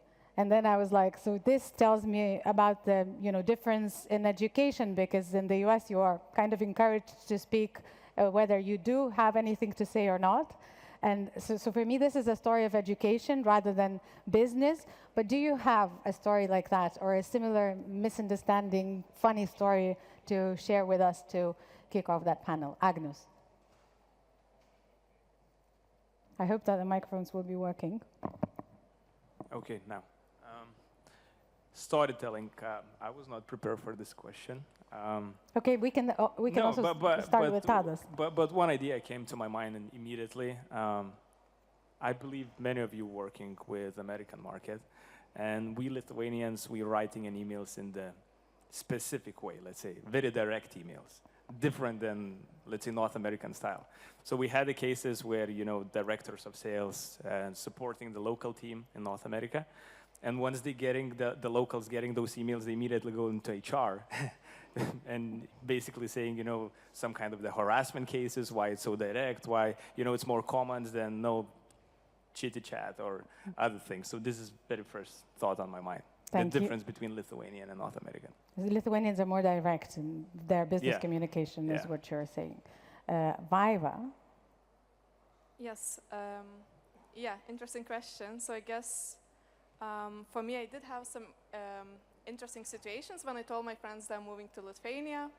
So a lot of them thought like, what happened to you? Is the family okay? And like, all they imagined is that it's super dark and underdeveloped, things like that. And now actually those are the same friends that are coming now to Vilnius for vacation. They're really enjoying the liveliness, the cleanliness of the city, how safe it is as well. Yeah, we just discussed with Giedrius that Vilnius is becoming extremely safe, right, in the recent statistics. So yeah, just some funny stories. Yeah. Thank you. Yannick? Yeah, funnily enough, some friends of mine visited a couple of weeks ago and they had exactly the same feedback. So, something that was striking for me when I was trying to find a job here in Lithuania, I went to several interviews, including the place where I'm currently working. I think in every single one, the first 10 minutes wasn't, about my competences, what did I work. They always started the same thing. Okay, before we start, why do you want to come here? I don't understand. So you went to Lithuania? Yeah, so I came then physically because this wasn't remote, so I came here. Yeah, every single one could not possibly understand why I was coming here rather than working in Belgium where I'm from or another country, because everybody was leaving and nobody can understand why possibly on earth I would want to come here. Do you still have those questions? Do you still get them? Yes, but for different reasons. Now it's not so much why I came. Now it's more like why did I stay? That's like shifting. And if you decide to return to Belgium, you would probably get a lot of questions about why do you want to go back. Yes, and my family still asks, like if I have a family member I haven't seen in a long time, they're like, okay, why Lithuania? And it's an easy answer because my wife is Lithuanian. Okay, so you spoiled. Okay, I was gonna ask you that, but now we know you only came to Lithuania because of your wife. But we will get to experience. We'll get to that. We'll get to that. To compare the international experience, Rosita, what would you want to share? First of all, really glad to be back home, as Danske Bank is my former employer, and I spent quite a bit of time here. Gedris, hi, nice to see you. And actually going here, all the fun or interesting situations were about Danske Bank, experience at Danske Bank. So maybe I'll just talk through one of them. When it was my first first visit to Copenhagen, to the headquarters in this nice, fabulous building, which is no longer probably part of Danske Bank. I'm just looking at Gedrus. I came into the building, and it's a fantastic building, and everybody was greeting me, and I thought, oh my goodness, that was such a fabulous experience. And only later on, I understood that there was a meeting, general meeting with labor unions, which is very, very strong in Scandinavian markets. And there was an announcement that there's going to be GBS built in Lithuania, and I was at that point of time visiting the headquarters, so all the people from this particular meeting were greeting me, and I thought, oh my goodness, because I had a very different experience with labor unions here in Lithuania, and that was a very bad experience. And what I understood from that experience, that labor unions were a big part of my job, really. For all those 7 years that I stayed with Danske Bank, we've connected almost, on weekly or bi-weekly basis, and that was a very different understanding why labor unions were important. Again, in comparison to my Lithuanian experience. Would you define it in one word? Were they aggressive? What was so bad about the experience? For Scandinavian, it was all about the business. So it was very important to have the balance between the business and employees, meaning, that the business would not strive without good cost management. So if the decision was taken, that some cost optimization had to be done, and some employees had to retire or leave the organization in the cost, let's say, less efficient countries. So this was the decision made together with employees. And this was a very different understanding and setup, big learning for me. It's probably changing in Lithuania these days, but Tadas, what is your story? Good afternoon, everyone. Thank you for having me here. I'll pose a question for you guys. How do you spot an American in a crowded street of Vilnius in the middle of April? Khaki pants? Very close. Person wearing shorts. I can joke around about that because I was one of those people. So it was a little bit of a culture shock coming here, spending all of my professional adulthood life abroad. Quite a few nuances to deal with and learn along the way. So dressing culture, water cooler culture that doesn't really exist here in the way that I was used in the United States, those kind of things, so yeah. What is your story, actually? Let's get into your personal career paths a little bit. You were born in Lithuania, right? Yes, so my diaspora story actually begins in '96, and the story goes something like this. My parents came to me and my sister one morning, and they said, maybe some of you heard the story, we have two propositions for you. You have to pick one. So do you want to go to a summer camp for 2 weeks, or you want to go to United States? For eternity. Indefinitely. So my sister and I looked at each other, going to the States, Dad. So that was 20 years later. We went to New York. I finished high school there, undergrad, my MBA, started a career in New York, worked my way up, and then moved to Florida like all Americans do, snowbirds, eventually moved to Florida. We did the same thing.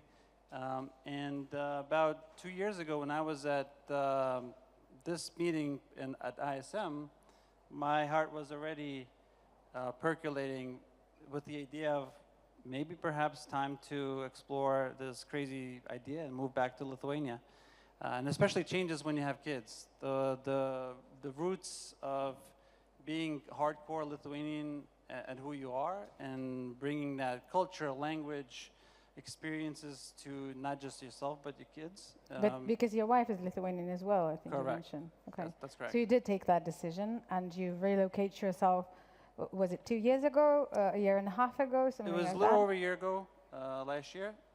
We made that decision.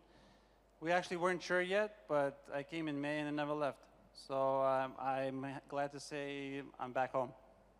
So congratulations and welcome back. And I really, I'm interested in your career story, but let's hear from some others and see what they have done. Aviva has also come back from, I think, the UK, right? Recently, no, not recently, to Lithuania. Quite Tell us recently, yeah, a couple of years, yeah. Welcome yes, back so as well. Yeah, thank you. Yeah, great question. So I guess for me, when I was younger, I was always into maths, and I kind of traveled a few countries doing maths, Olympiads, etc. And then during those events, I met some people who really strongly encouraged me to reach education abroad. And that and some other ambitions that I had encouraged me to pursue education in the UK. And then spent 4 years studying maths and computer science there, really high quality education. And then spent a few years, so while I was at uni, everyone was talking about quantitative finance, quantitative analytics. And that's the career I decided to pursue as well, and spent a few years in London, working for Goldman Sachs and as a quant, but also in the machine learning area, AI area. And yeah, currently I'm trying to, helping to build a team of quants here in Vilnius, at Danske Bank. Would you maybe explain to those who don't specifically know what that is, Yes. trying to establish a quant in Lithuania or at Danske? What would that involve?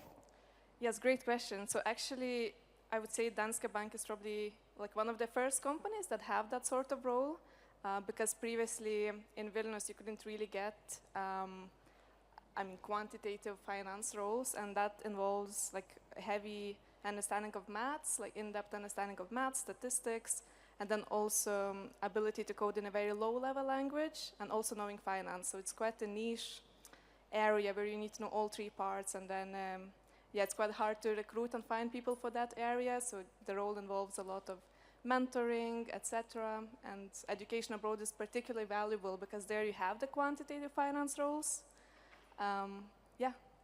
How happy so far you are with your decision to come back on a scale from 1 to 10? Well, I've never really regretted it, and as I said, my friends are really enjoying traveling here to visit me as well, and more friends are returning actually, so really nice to see. And we even have quant roles here today, so most of our team is actually people returning from the abroad that have heard about the opportunities here. We're doing a lot that we can in order to market the position. Yeah. Yannick, why you said that you had a wife who was Lithuanian, that's why you came here. Did you previously have any international experience. How was it to find a job here? So with the work I was doing in Belgium at the time before I moved, was quite an international company. So I already dealt with companies from India, Benelux, US, and probably most of Western Europe by the time that came. I would say, no, well, my then not wife yet, so the opportunity came because of economical downturn and stuff that, I wanted to change. And then, the question came, should she move to Belgium, I should move to Lithuania, and then I decided to explore the Lithuanian job market. Luckily for me, my background is IT, so programming and stuff then tends to be in English, which could theoretically mean I could work everywhere. And then it was actually relatively easy, but also very interesting finding interviews with companies here. Obviously, the question comes, why here? And then big part of that also was, how do I feel about integrating with Lithuanian work culture? Communication tends to be in Lithuanian. Also, like you mentioned, water cooler stuff wasn't really a thing then. I was very used to that. We have a water cooler chat about anything. When I started here, it didn't really happen at all. Quite the opposite, actually. Everyone was at their desk. Please just leave me alone. I'll just do my 8 hours. So when I then showed up with a question, usually I got a look where it's like, please don't ask me too much because I don't really know how to deal with you right now, kind of thing. But overall, I would say those meetings, interviews are the usual nerve-wracking thing sometimes, but I would say overall the response was quite positive after those interviews. Agnes, what is your story of relocation? Yeah, I see my story is a little bit different than the rest ones. I was exported to North America, not imported back to Lithuania. Probably most of Lithuanian companies sees North America as the biggest market where they could make the most money.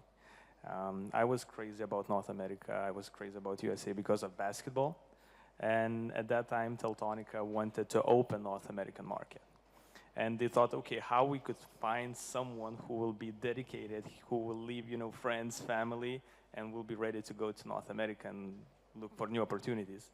So I had a separate conversation with the owner of the company. He explained, okay, this is the plane ticket, one way, and I'm expecting after the first business trip, you are already bringing the clients. So that journey started roughly 6 years, 7 years ago. It was not easy, traveling, learning about the market. Just because you don't have a know-how about the market, you're talking with the partners, clients, they educating you at first before even you selling something. You don't know the mentality of the market, different probably than Tadas. When you grew up, you have friends, you could speak about football, you could speak about NBA, barbecue. Every state has specific topics to discuss, and if you're coming from Lithuania, firstly, you need to educate them about Lithuania. Some of them, they don't know where Lithuania is. So this is my story, and successfully, I'm still in North America, in Canada. How often do you come back? This is a good question. So I miss Lithuania a lot. That's the reason why I came back. So this is your first time in 6 years? No. I love Lithuania. I'm coming back to Lithuania twice a year for summer holidays and Christmas holidays to spend the time with the family, spend the time with the friends. And once I'm going back to Canada, back straight to the business full time. So I understand then that Teltonika grows talent from within the company and then kind of gives them space to gain international experience in the as the company expands globally. What would you say are the pros and cons of that strategy? It's a good question. Depends on the market, depends on the country. Sometimes the plan could work. For example, my plan worked. But we had amazing cases. For example, Živile, would you be ready to go to Kenya to live and open the market? I actually have a friend who works for the United Nations and lives in Nairobi, and she's got small kids, and she says that for small kids, this is the best country with the best climate and with everything available, with cheap nanny services and so on and so forth. So after having visited her in Kenya, yes, I would. Okay.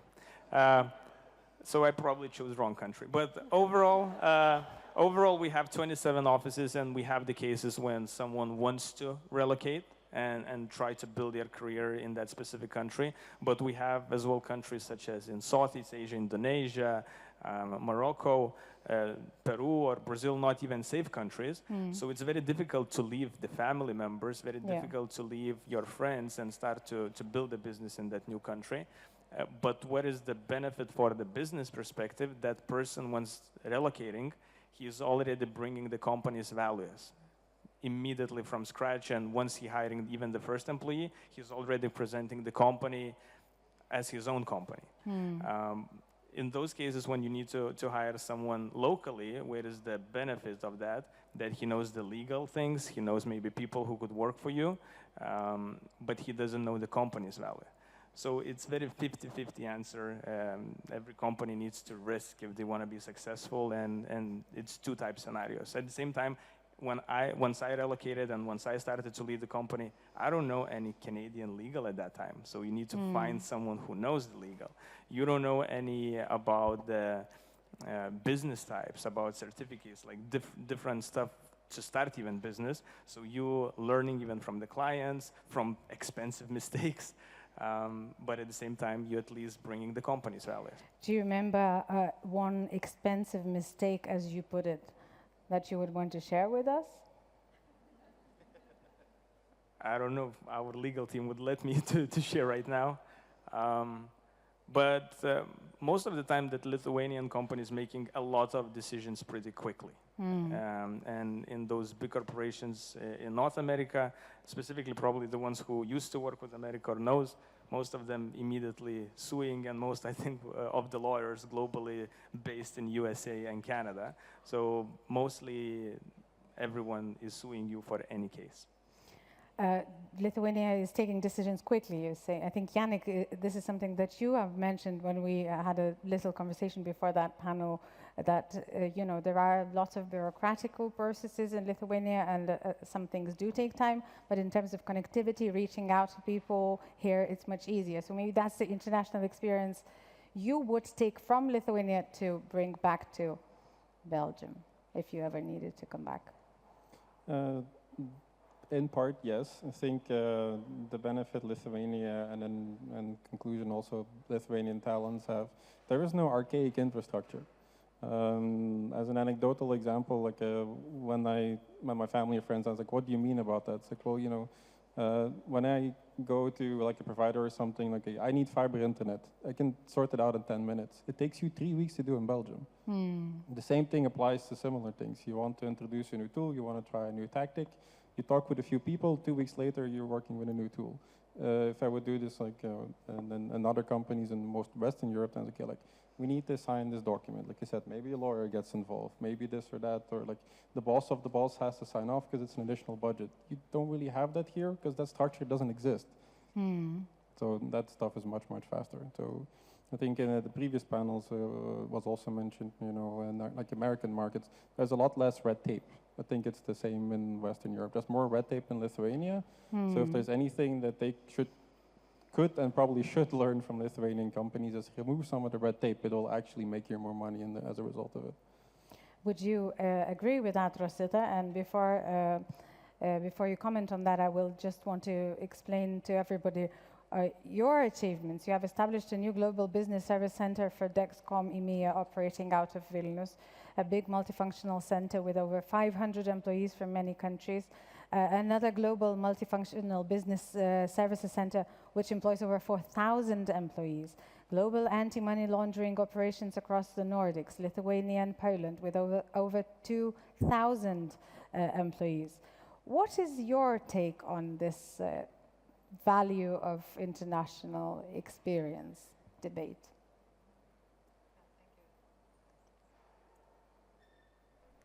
Hello. Yeah. Thank you, Jibila. It's. I think I was blessed, you know, to have such a nice journey throughout my career, over 20 years in the business.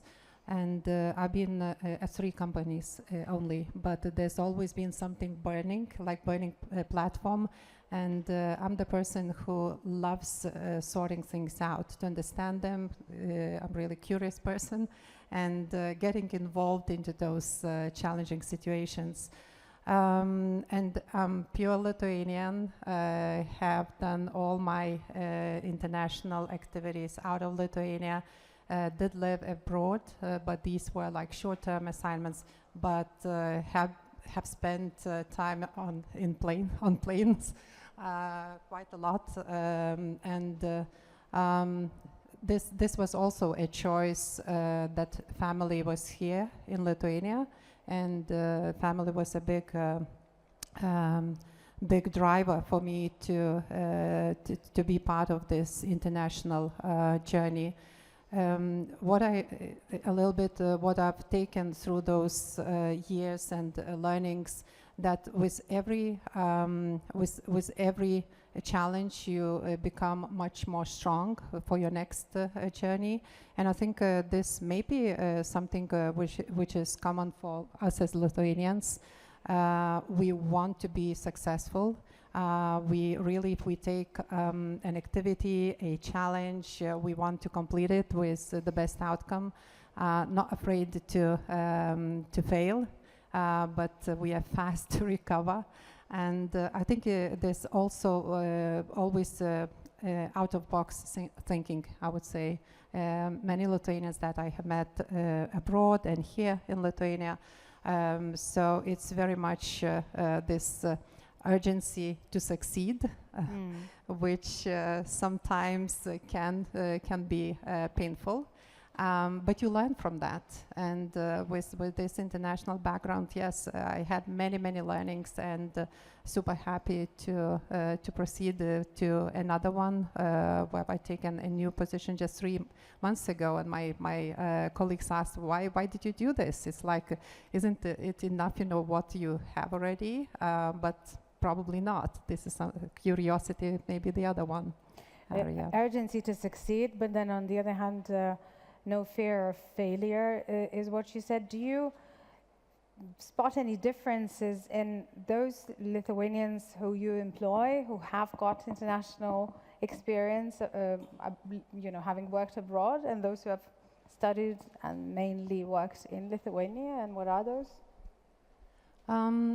I think it's quite similar. The biggest difference is that Lithuanians who have studied and worked abroad, they bring different capabilities, different positions or roles that we not necessarily have in the market yet. For example, quant, right? Quant or UX design, for example, which is developing here, but at our company right now, there's quite a number of people who have got these studies abroad and also worked for companies there and brought this experience here to our company. But if we talk about different work ethics or means of communication, are there any differences? The main difference would be, I would say, this freedom of thought. I would say Lithuanians who come from back to Lithuania, so they are much more easy to question. They are not afraid, to ask questions. They also are not afraid to stand up, and provide information or get on an assignment. So I would say there's much more freedom, and maybe it's because of my generation where I may bring this a bit of fixed mindset from the older times, but I've been working all the time with young population, and I can spot these things. More freedom, not free to ask questions. Would you relate to that, Tadas? For sure. I think we mentioned in one of the panels that Lithuanians tend to be a little bit more humble, meek, maybe on a quieter side. So, but I think the trend is also changing, especially in the startup world, where you have to be aggressive in its own nature.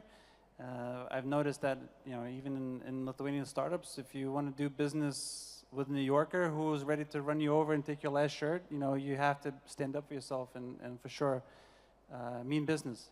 So what do you do now? Would you tell us a bit more about I think the startup that you yourself have contributed to creating. Yeah, so I'm currently working for a Science for Brain with Dr. Arminas Ragauskas, who's here. Go Kaunas. We're creating an amazing solution to save patients' brains when they go through a difficult heart surgery. And one of the things that I can relate to in terms of bringing experience and knowledge from acquiring from really working in a broad entire career is understanding the different markets that we're actually going into. So US market, the decision-making process, who are the stakeholders, legalities, financial burdens, and so on, fundraising, etc. And those are the things that comes to from the experience. It's the market that we're going for. It's the healthcare, which is my domain of expertise. As well as the startup world, where again that hustle culture, the not working your typical 9 to 5 hours, outside the realm of your typical day-to-day. I think Lithuania is growing in many different ways, and I'm so happy to contribute to that and bring in here in the home country. How has it been for you so far, settling in back in Lithuania? When we spoke on the phone before this debate, I will never forget how you immediately told me that you were so surprised that Lithuanians take holidays very seriously, and that was something that you did not expect. I learned it pretty easily, pretty quickly, I should say, that summers are taken really seriously here. So if you're planning to do major decision-making milestones during July and August, that's bad planning on your side. I've learned that really quickly, that you'll have to wait till September.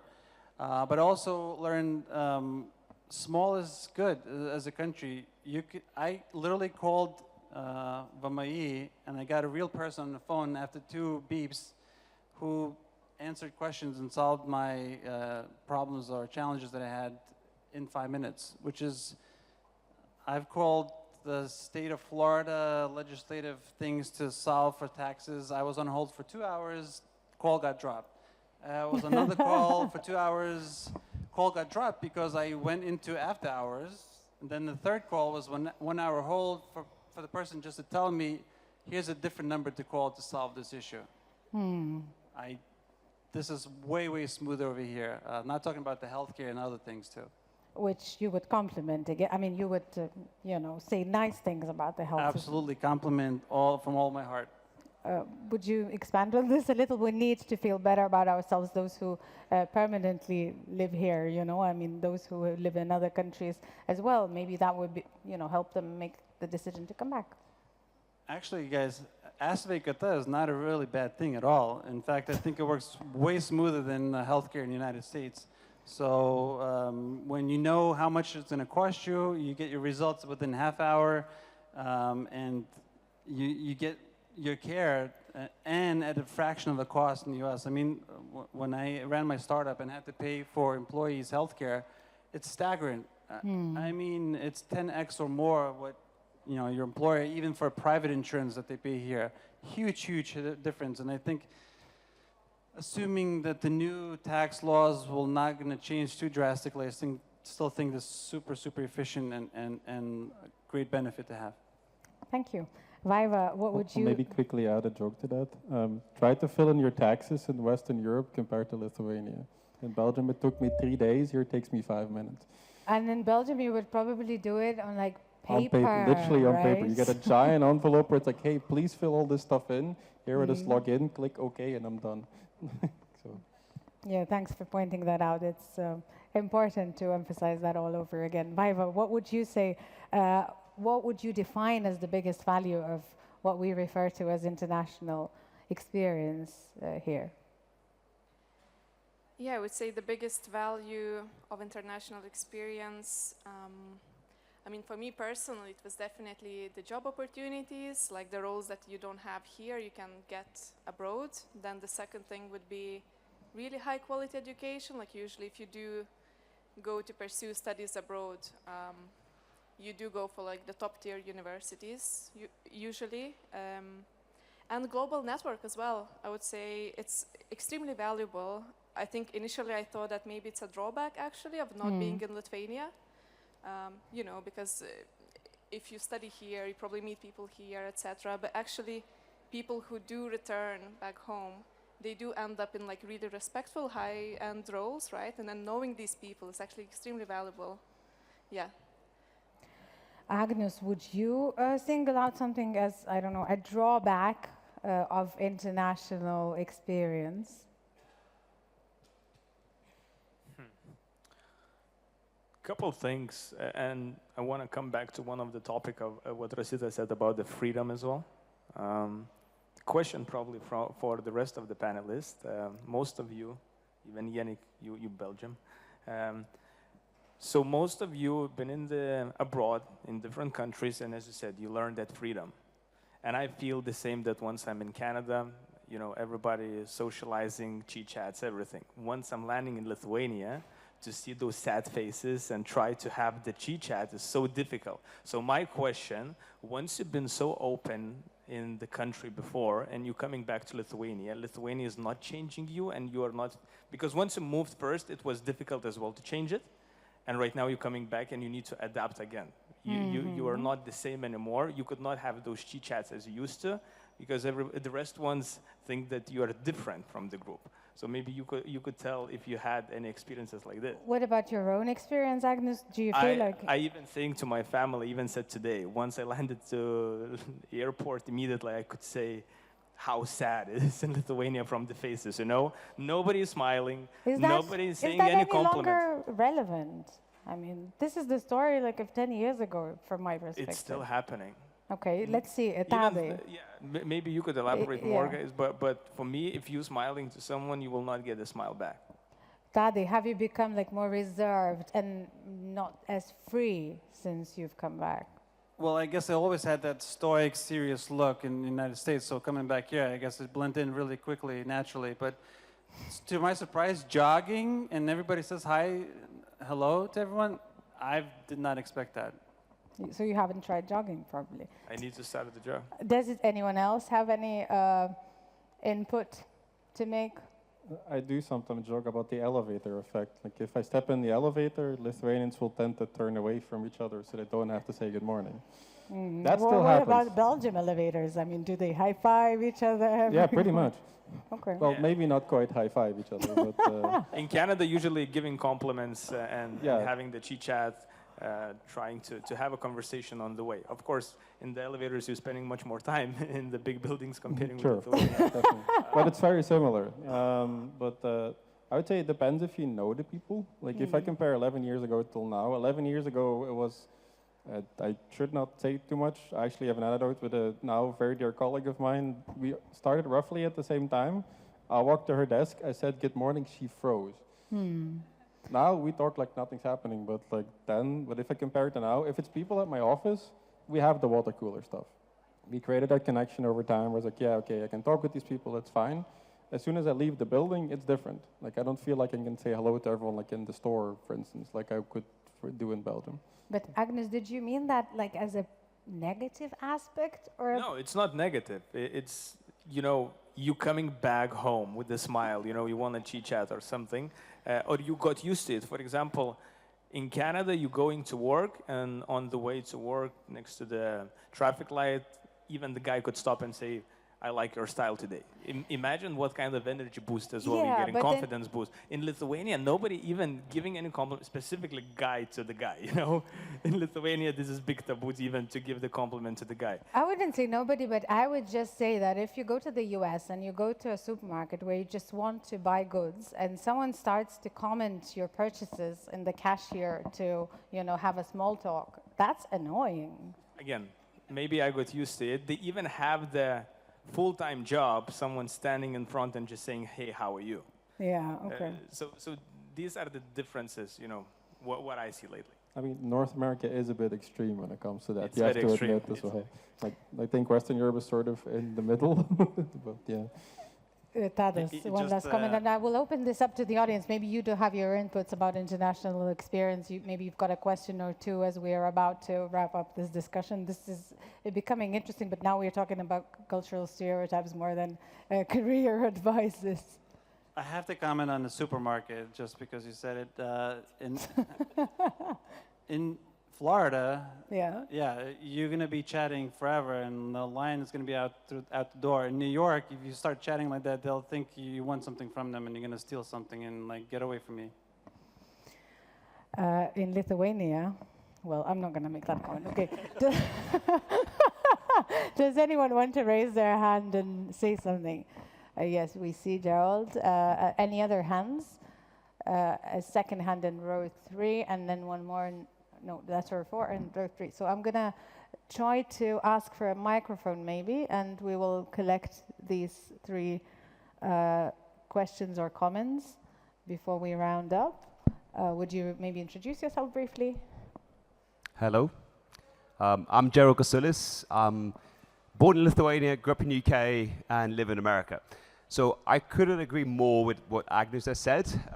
So I personally even tried coming back to Lithuania, and I lived in Lithuania for a year and a half, about 4 or 5 years ago. And because of that, it still exists. For me, because I grew up in the UK, it was very difficult to transition. And I absolutely would say that still exists. And I agree with Agnes. It's not a bad thing or neither a good thing. It's a cultural difference.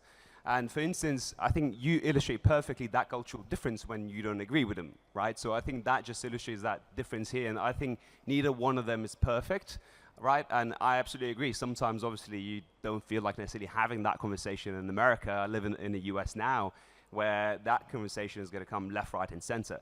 UK, to me personally, it was right in the middle there, where it was, I remember when I moved to UK when I was a kid, it was very weird. So that was actually before Lithuania joined the European Union, so it was very bizarre how people just used to approach you and have a conversation. And the US is obviously the very, very extreme of that version as well. So from my experience, I think that still exists. I do agree, obviously, it changed a lot because obviously newer generation now with so much more involvement with Western countries, so Lithuania became a lot more Westernized. But I do think it still exists, that particular cultural nuance, which I don't think is going to necessarily go away. Like Scandinavia is the same way in a way. So it's actually kind of moving more towards like Scandinavian approach, from my opinion. But it is difficult to transition, probably for Westerners and let's say Americans, let's say they come to Lithuania without really adapting to that lifestyle.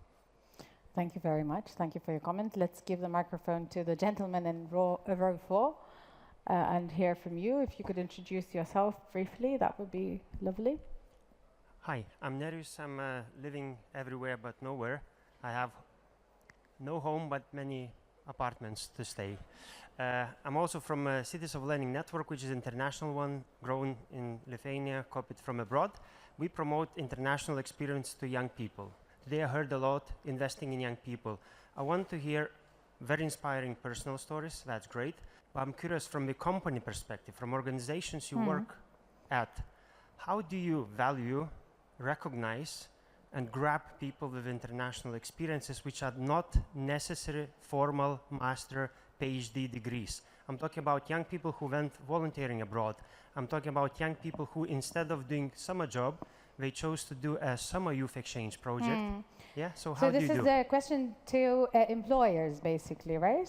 Okay, we'll get to that, and then we'll collect one more comment. I think another hand was up. Yeah, here, the lady, I don't want to point fingers. No.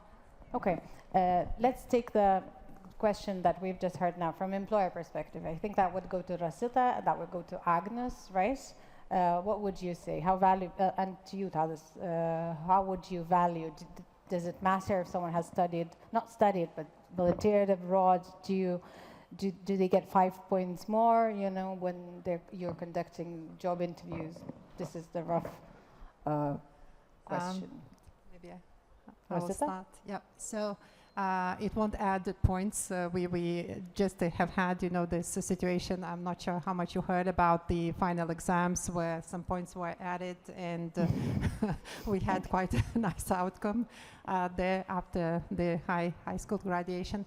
But international experience is very important. So to start with, if people have traveled, if people have studied, if they bring some expertise, experience.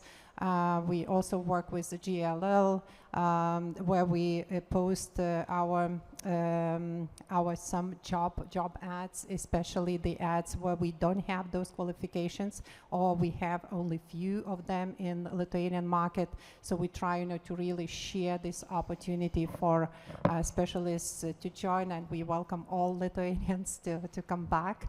It's it's very, very important so for us, and we have some of our members here. I hope you meet them and you can also chit chat. Agnes, if someone hasn't studied abroad but they volunteered in Kenya, is that Again, an it's two advantage? questions probably. We will discuss about Canada. In Canada, you have so much talent. Everybody going specifically to work in Toronto. Our office is in Toronto, so there is no need even to attract new talent. You just need to choose the best one. In Lithuania, we have even the campaign. We're working with universities closely. So even we giving the scholarships, or we looking from the very first year students, to do practice internship with us. So by that, we choosing the best candidate. One very, very last question. We'll pick it up and then we will finish. The lady with the blue sunglasses, do you still have your question? Okay. I have a question. I'm holding the microphone. Okay, Hello. sorry. My name's Barbara. I'm from New Zealand and then recently moved to Lithuania, and I like to keep an eye on what's going on with employment friendly for the diaspora. And recently the Employment Service opened this new initiative, Diaspora Friendly Employers. It's like a badge, and I was wondering if any of you had experience in trying to get this accreditation. Were you aware of it? What did you have to do? What are you trying to do to gain it? Yeah, this is a very good practical instrumental question. Does anyone have any experience with that? You are part of the network. Yes. And that's it. And is it working? Is the program working? Has it helped you attract more talent? I probably would need more information. Okay, so you can exchange contacts and continue the conversation. I think I will have to really stop, no matter how interesting and vibrant and fun this debate is, this panel is. I think this is high time we thanked all of the panelists very much for taking their time and talking to us. Thank you very much. And at this point, we will switch to the glorious language of Lithuanian. Is there anyone in the room who doesn't speak Lithuanian? Some of you. You can probably sit next to someone who speaks very good Lithuanian, and they will help you, because this will be really interesting. Mes dabar pakeisim kryptį šiek tiek ir kalbėsim apie pasakas. Gerai pasakiau, Robertai? Eglė Žalčių karalienė ir mes. Nežinau, ar čia bus provokuojantis momentas, bet ką tikrai galiu pažadėti, kad kol Robertas kalbės, pagalvokit, kaip jūs jaučiatės dėl to, ką jis sako ir ką jis čia mums papasakos. Ir jeigu turėsit minčių, čia bus atvirų kėdžių ir paskui kviesim jūs atsisėsti ir tiesiog pasidalinti savo jausmais apie, nebūtinai pasaką, bet apie tą analogiją, kurią Robertas pasiūlys. Nežinau, čia viską taip labai susukau, bet kviečiu Lietuvoje labai gerai žinoma, labai mėgstama, labai gražiai mokantį pasakoti ir visus duomenis susintetint ir labai įdomiai pateikti Robertą Petrauską. Ir taip pat apsikeiskit su panelės dalyviais, kurie apleis sceną.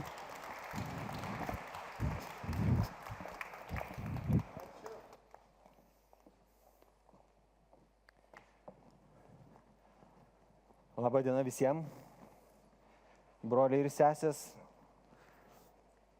Mano vardas Robertas Petrauskas ir aš šiandieną tikrai noriu su jumis pakalbėti apie pasaką.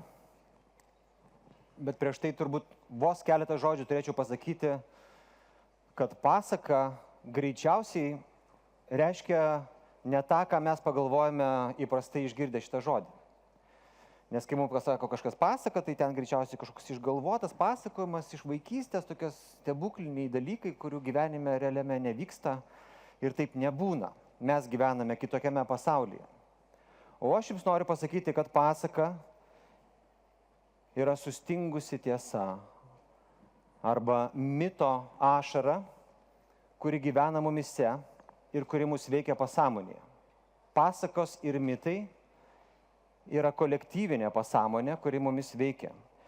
Ir nors aš dabar čia uždegiau jums Eglę Žalčių karalienę, aš norėčiau, kad jūs įsivaizduotumėt, kad Eglė Žalčių karalienė yra nepaprasta istorija. Iš tikrųjų, jeigu gerai pagalvotumėt, tai kiekvieno iš mūsų gyvenimas yra istorija. Mums atrodo, kad jinai objektyviai yra kažkokia, bet jūsų gyvenimo istorija yra tokia, kaip jūs ją skaitote. Kažkieno istorija yra labai liūdna, kažkieno istorija yra labai didelė, kažkieno istorija yra milžiniškas iššūkis, kuris neteko kitiems. Kaip jūs pasakojat savo gyvenimo istoriją, toks ir yra jūsų gyvenimas. Pasakos atrodo išgalvotas dalykas, bet pasaulio mokslininkai, pasakų pasakotojai ir skaitytojai sutraukia jas į katalogus, kuriuose galima sudėlioti jas į tam tikras kategorijas ir sudėlioti kažkokį netgi struktūrą, kurioje visada yra viskas taip pat. Pasakoje herojus pasirodo, pasakoje herojų kažkas kviečia leistis į žygį, jis dažniausiai šiek tiek abejoja, bet po to leidžiasi dėl to, kad yra herojus. Ir kai jis priima sprendimą leistis į žygį, jis susitinka su pagalbininkais. Galvokite apie šitą mano pasikalbėjimą su jumis, kaip apie istoriją apie jūsų gyvenimą. Ar jūs leidžiatės į kelionę savo gyvenime? Nes jeigu jūs nedrįstate eiti ten, kur yra nepažįstama, nedrįstate eiti ten, kur nekontroliuojate, nedrįstate leistis į nežinomybės pasaulį, jūs niekada nesusitiksite su pagalbininkais. Jūs liksite ten, kur pasaka nevyksta. Ir vat Eglė Žalčių karalienė šiuo atveju yra visos Lietuvos istorija. Mūsų pasakojimas, nes šalis yra tokios, kokios yra jų pasakos. Ir joje yra kažkas, kas kalba apie mus. Aš daug dalykų dariau susijusių su istorija, bet dabar galvoju, kad pasakose ir mitose gyvena kažkokios amžinosios tiesos, kurios yra nepavaldžios laikui, kurios yra nepavaldžios politinėms ideologijoms. Nėra tokio dalyko kaip objektyvi istorija, dėl to, kad rusai pasakoja apie tos pačius dalykus taip, kaip jie pasakoja, lietuviai apie tos pačius dalykus pasakoja savo istoriją. Ir negali būti, kad visi yra teisūs. Tiesiog kiekvienas turi savo istoriją. Bet jeigu žiūrėti į herojaus kelionę, tai jinai yra labai paprasta. Kas yra virš brūkšnio, yra kasdienis pasaulis. Televizoriai, internetas, darbas, dantų šepetukai ir tai, ką mes galime paliesti. Herojaus istorija reiškia ryžtą ten, kur yra X, nusileisti ten, kur yra kažkas, kas yra nepažįstama, tas, kas yra nepaliečiama. Ir jis tada apeina visą šitą ratą ir grįžta. Eglė Žalčių karalienė yra taip pat mūsų herojus. Ko gero iš tų laikų, kai civilizacija buvo matristinė, ir tai yra labai įdomu dėl to, kad vyrų kontroliuojamame ir valdomame pasaulyje karai yra nuolatinė būsena, taika yra laikina būsena. Ir nereikia stebėtis, kad jie vyksta 21 amžiuje, jie vyks tol, kol mes nesugalvosime kažkokio kito modelio, kaip galėtumėm gyventi.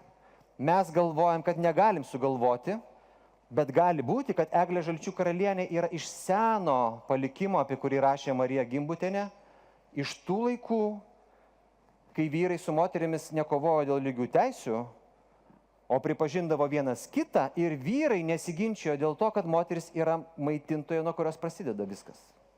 Ne vienas vyras, ne viena technologija, ne viena investicija netektų jokios prasmės, jeigu moteris nustotų gimdyti. Ir viskas. Nebesvarbu būtų viskas, ką mes galvojame po to. Dėl to, kad kažkurioje vietoje prasideda gyvybė.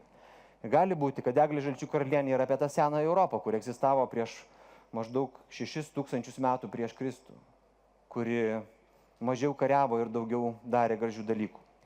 Aš, kadangi suprantu, kad ne visi prisimena šitą pasaką, ne visus jinai jaudina taip kaip mane, pamėginsiu jums priminti čia visa jo struktūra.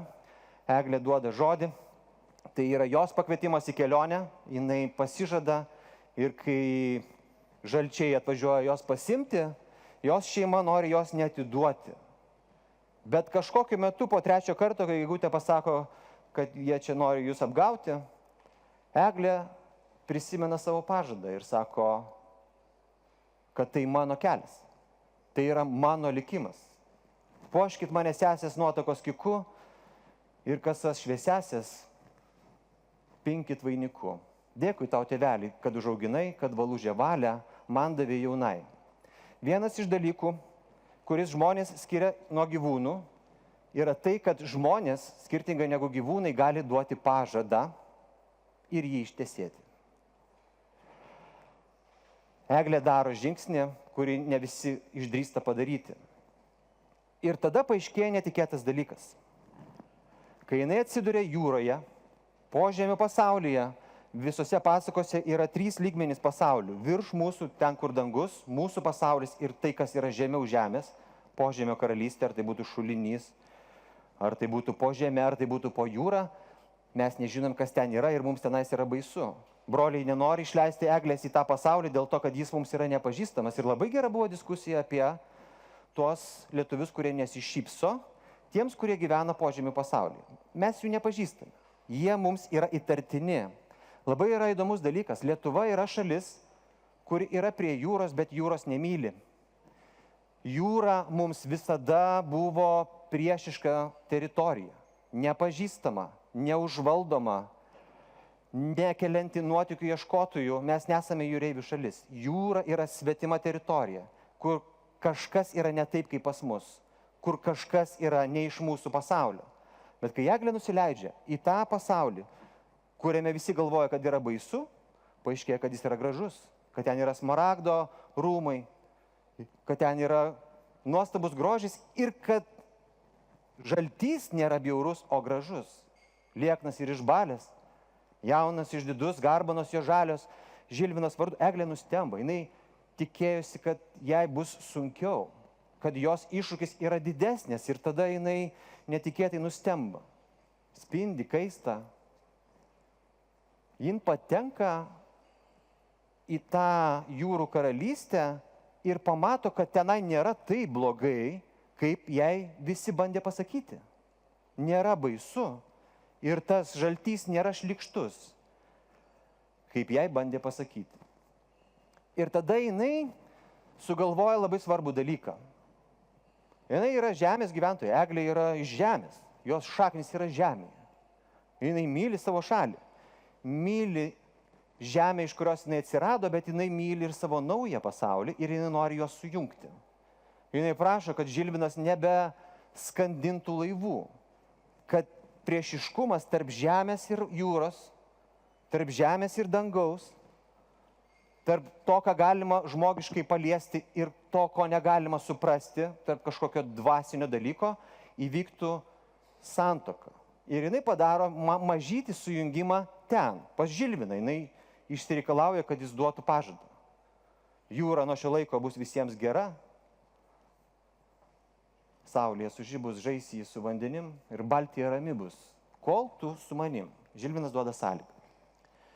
Ir Eglė yra labai įdomi, šiaip iš tikrųjų jos yra daug variantų, bet manau, Salomėja Nėris yra paėmusi visas tas senasias babų perpasakotas pasakas ir kažkaip išjautusi.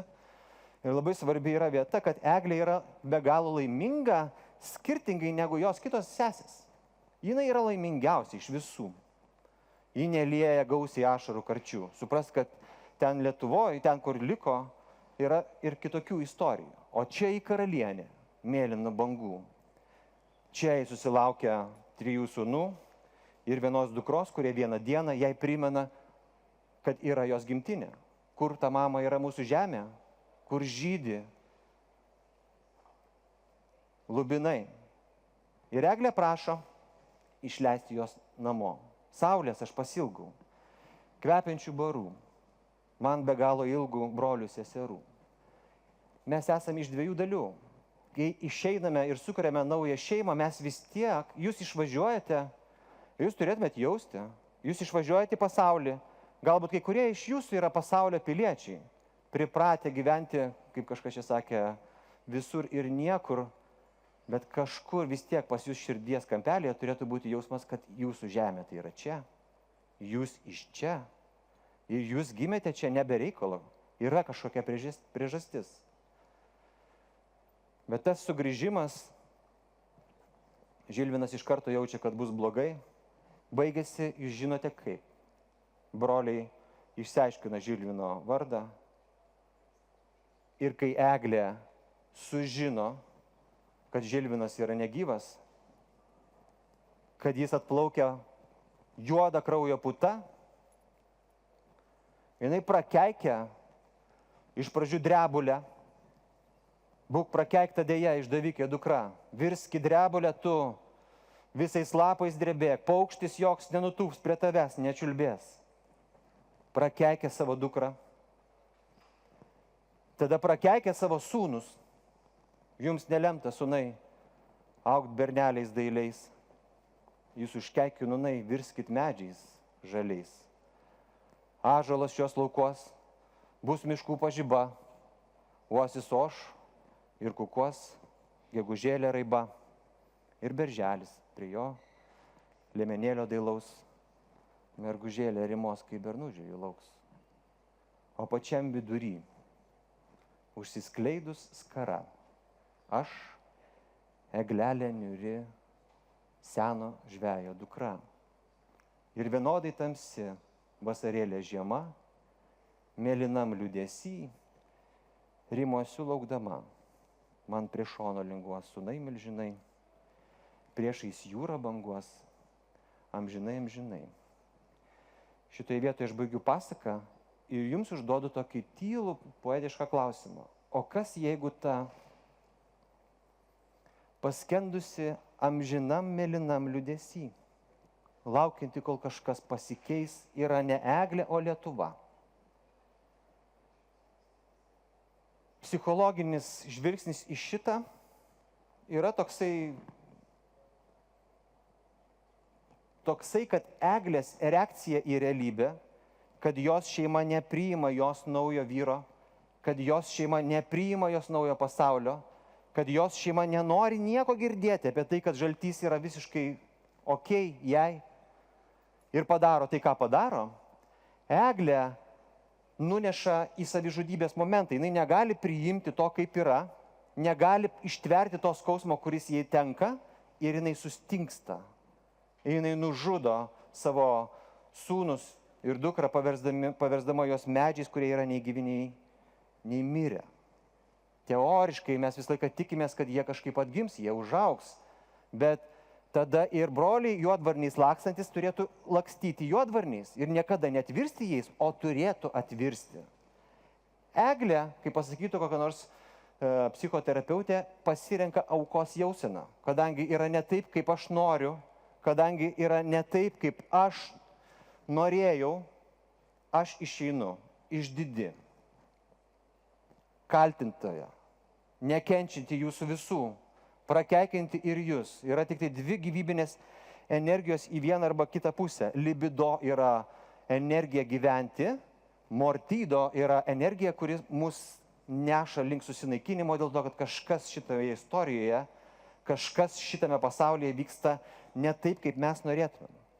Ir mes galėtumėm šitoje vietoje Eglės paklausti, ar tikrai tai buvo geriausias sprendimas.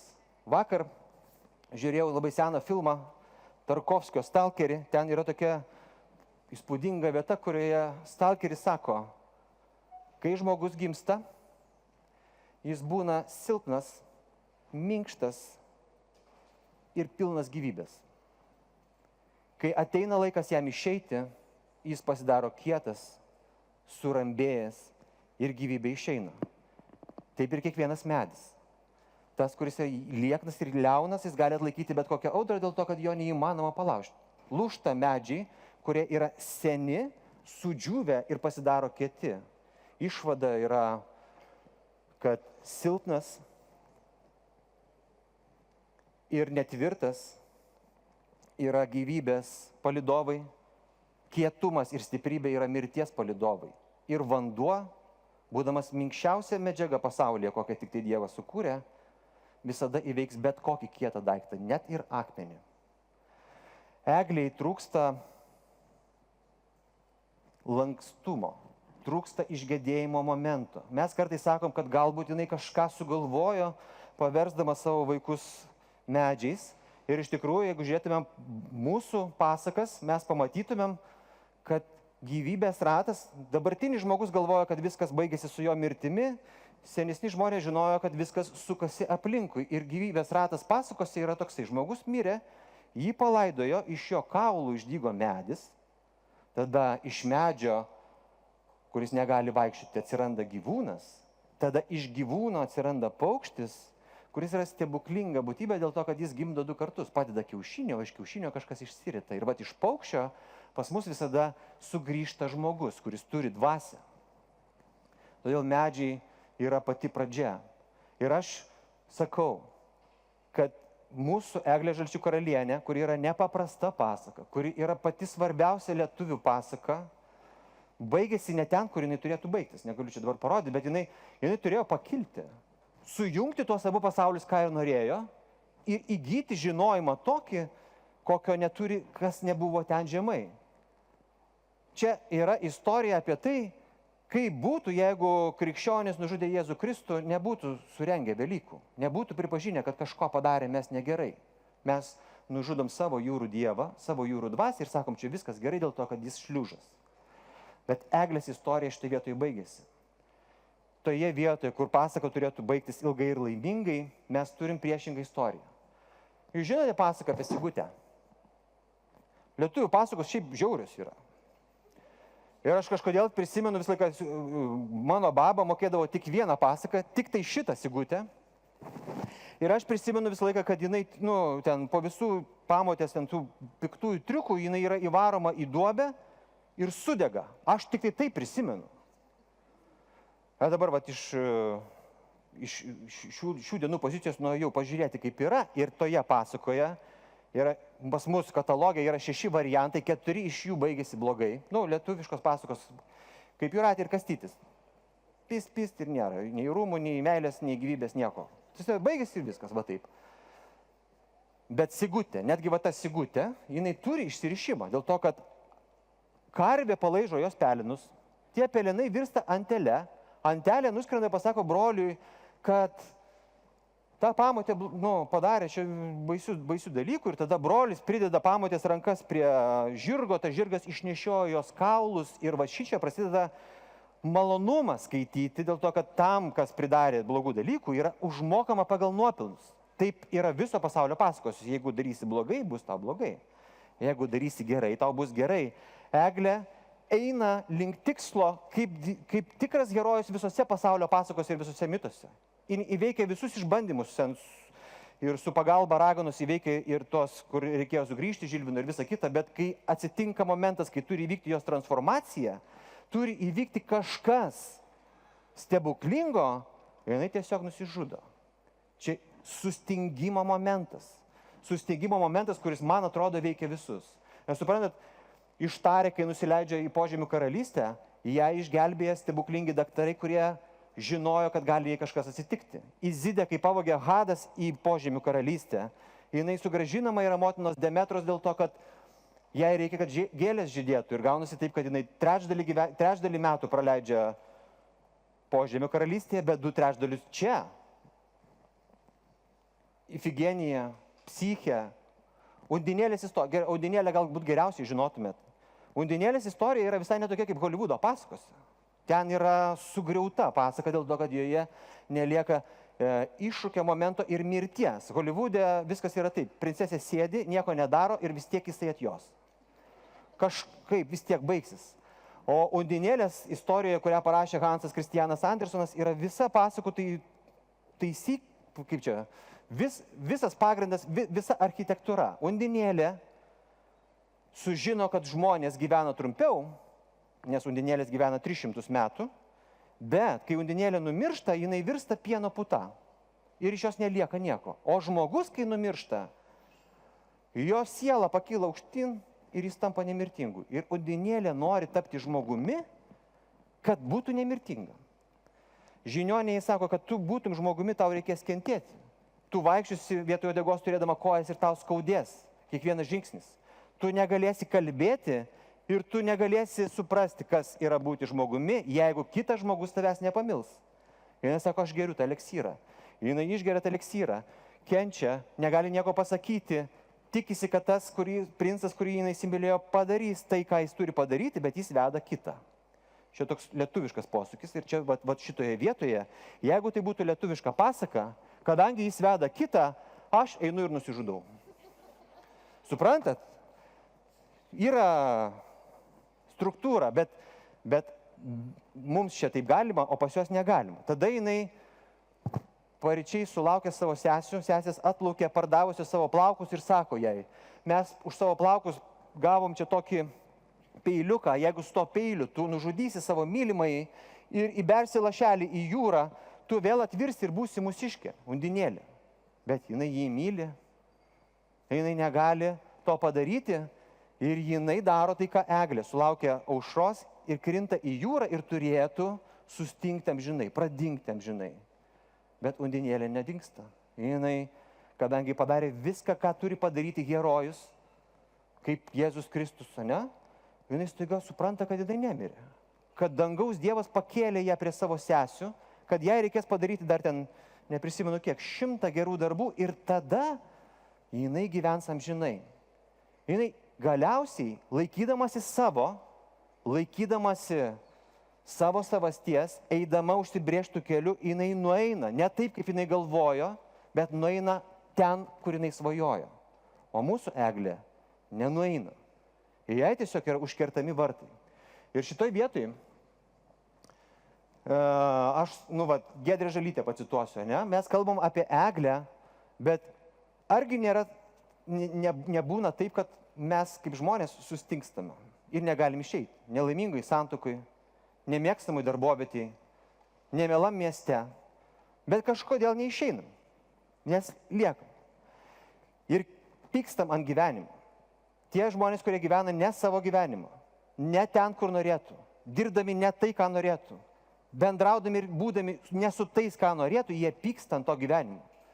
Jie giliai širdėje jaučia, kad jie turėtų būti kitur, su kitais. Ir aplinkiniai visi jaučia šitą pyktį. Norėtų padėti, bet negali. Nes tie žmonės, taip kaip Eglė, priima aukos poziciją. Man niekas padėti negali. Aš esu išdidi ir toliau gyvensiu išdidi, kančios kupina, bet karalienė. O kad galėtumėm gyventi toliau, po didelio sielvarto mes turim sugebėti atleisti. Sugebėti atleisti drebuliai, sugebėti atleisti broliam, išgėdėti, atleisti tiems, kurie turėjo būti mūsų. Suprantat, Elenytė išgelbėjo broliai. Broliai turi išgelbėti sesę, o ne nužudyti jos vyrą. Čia dvigubas netitikimas. Čia šizofrenija iš karto tave apima dėl to, kad tau nelaimė ateina iš to, ko tu nesitikėjai, iš kur turėtų būti tavo pagalba, tavo šeimos nariai. Bet nėra kito kelio, kaip atleisti. Nes jeigu žmogus patiria didelį sielvartą ir negali atleisti tiems, kurie yra už tą sielvartą atsakingi, tai tas žmogus lieka surakintas, ne tie, kurie yra atsakingi. Jis lieka sustingimo būsenai. Ir čia aš pradėjęs šitą kelionę su Egle Žalčių karalienė, aš sutinku bendraminčiai.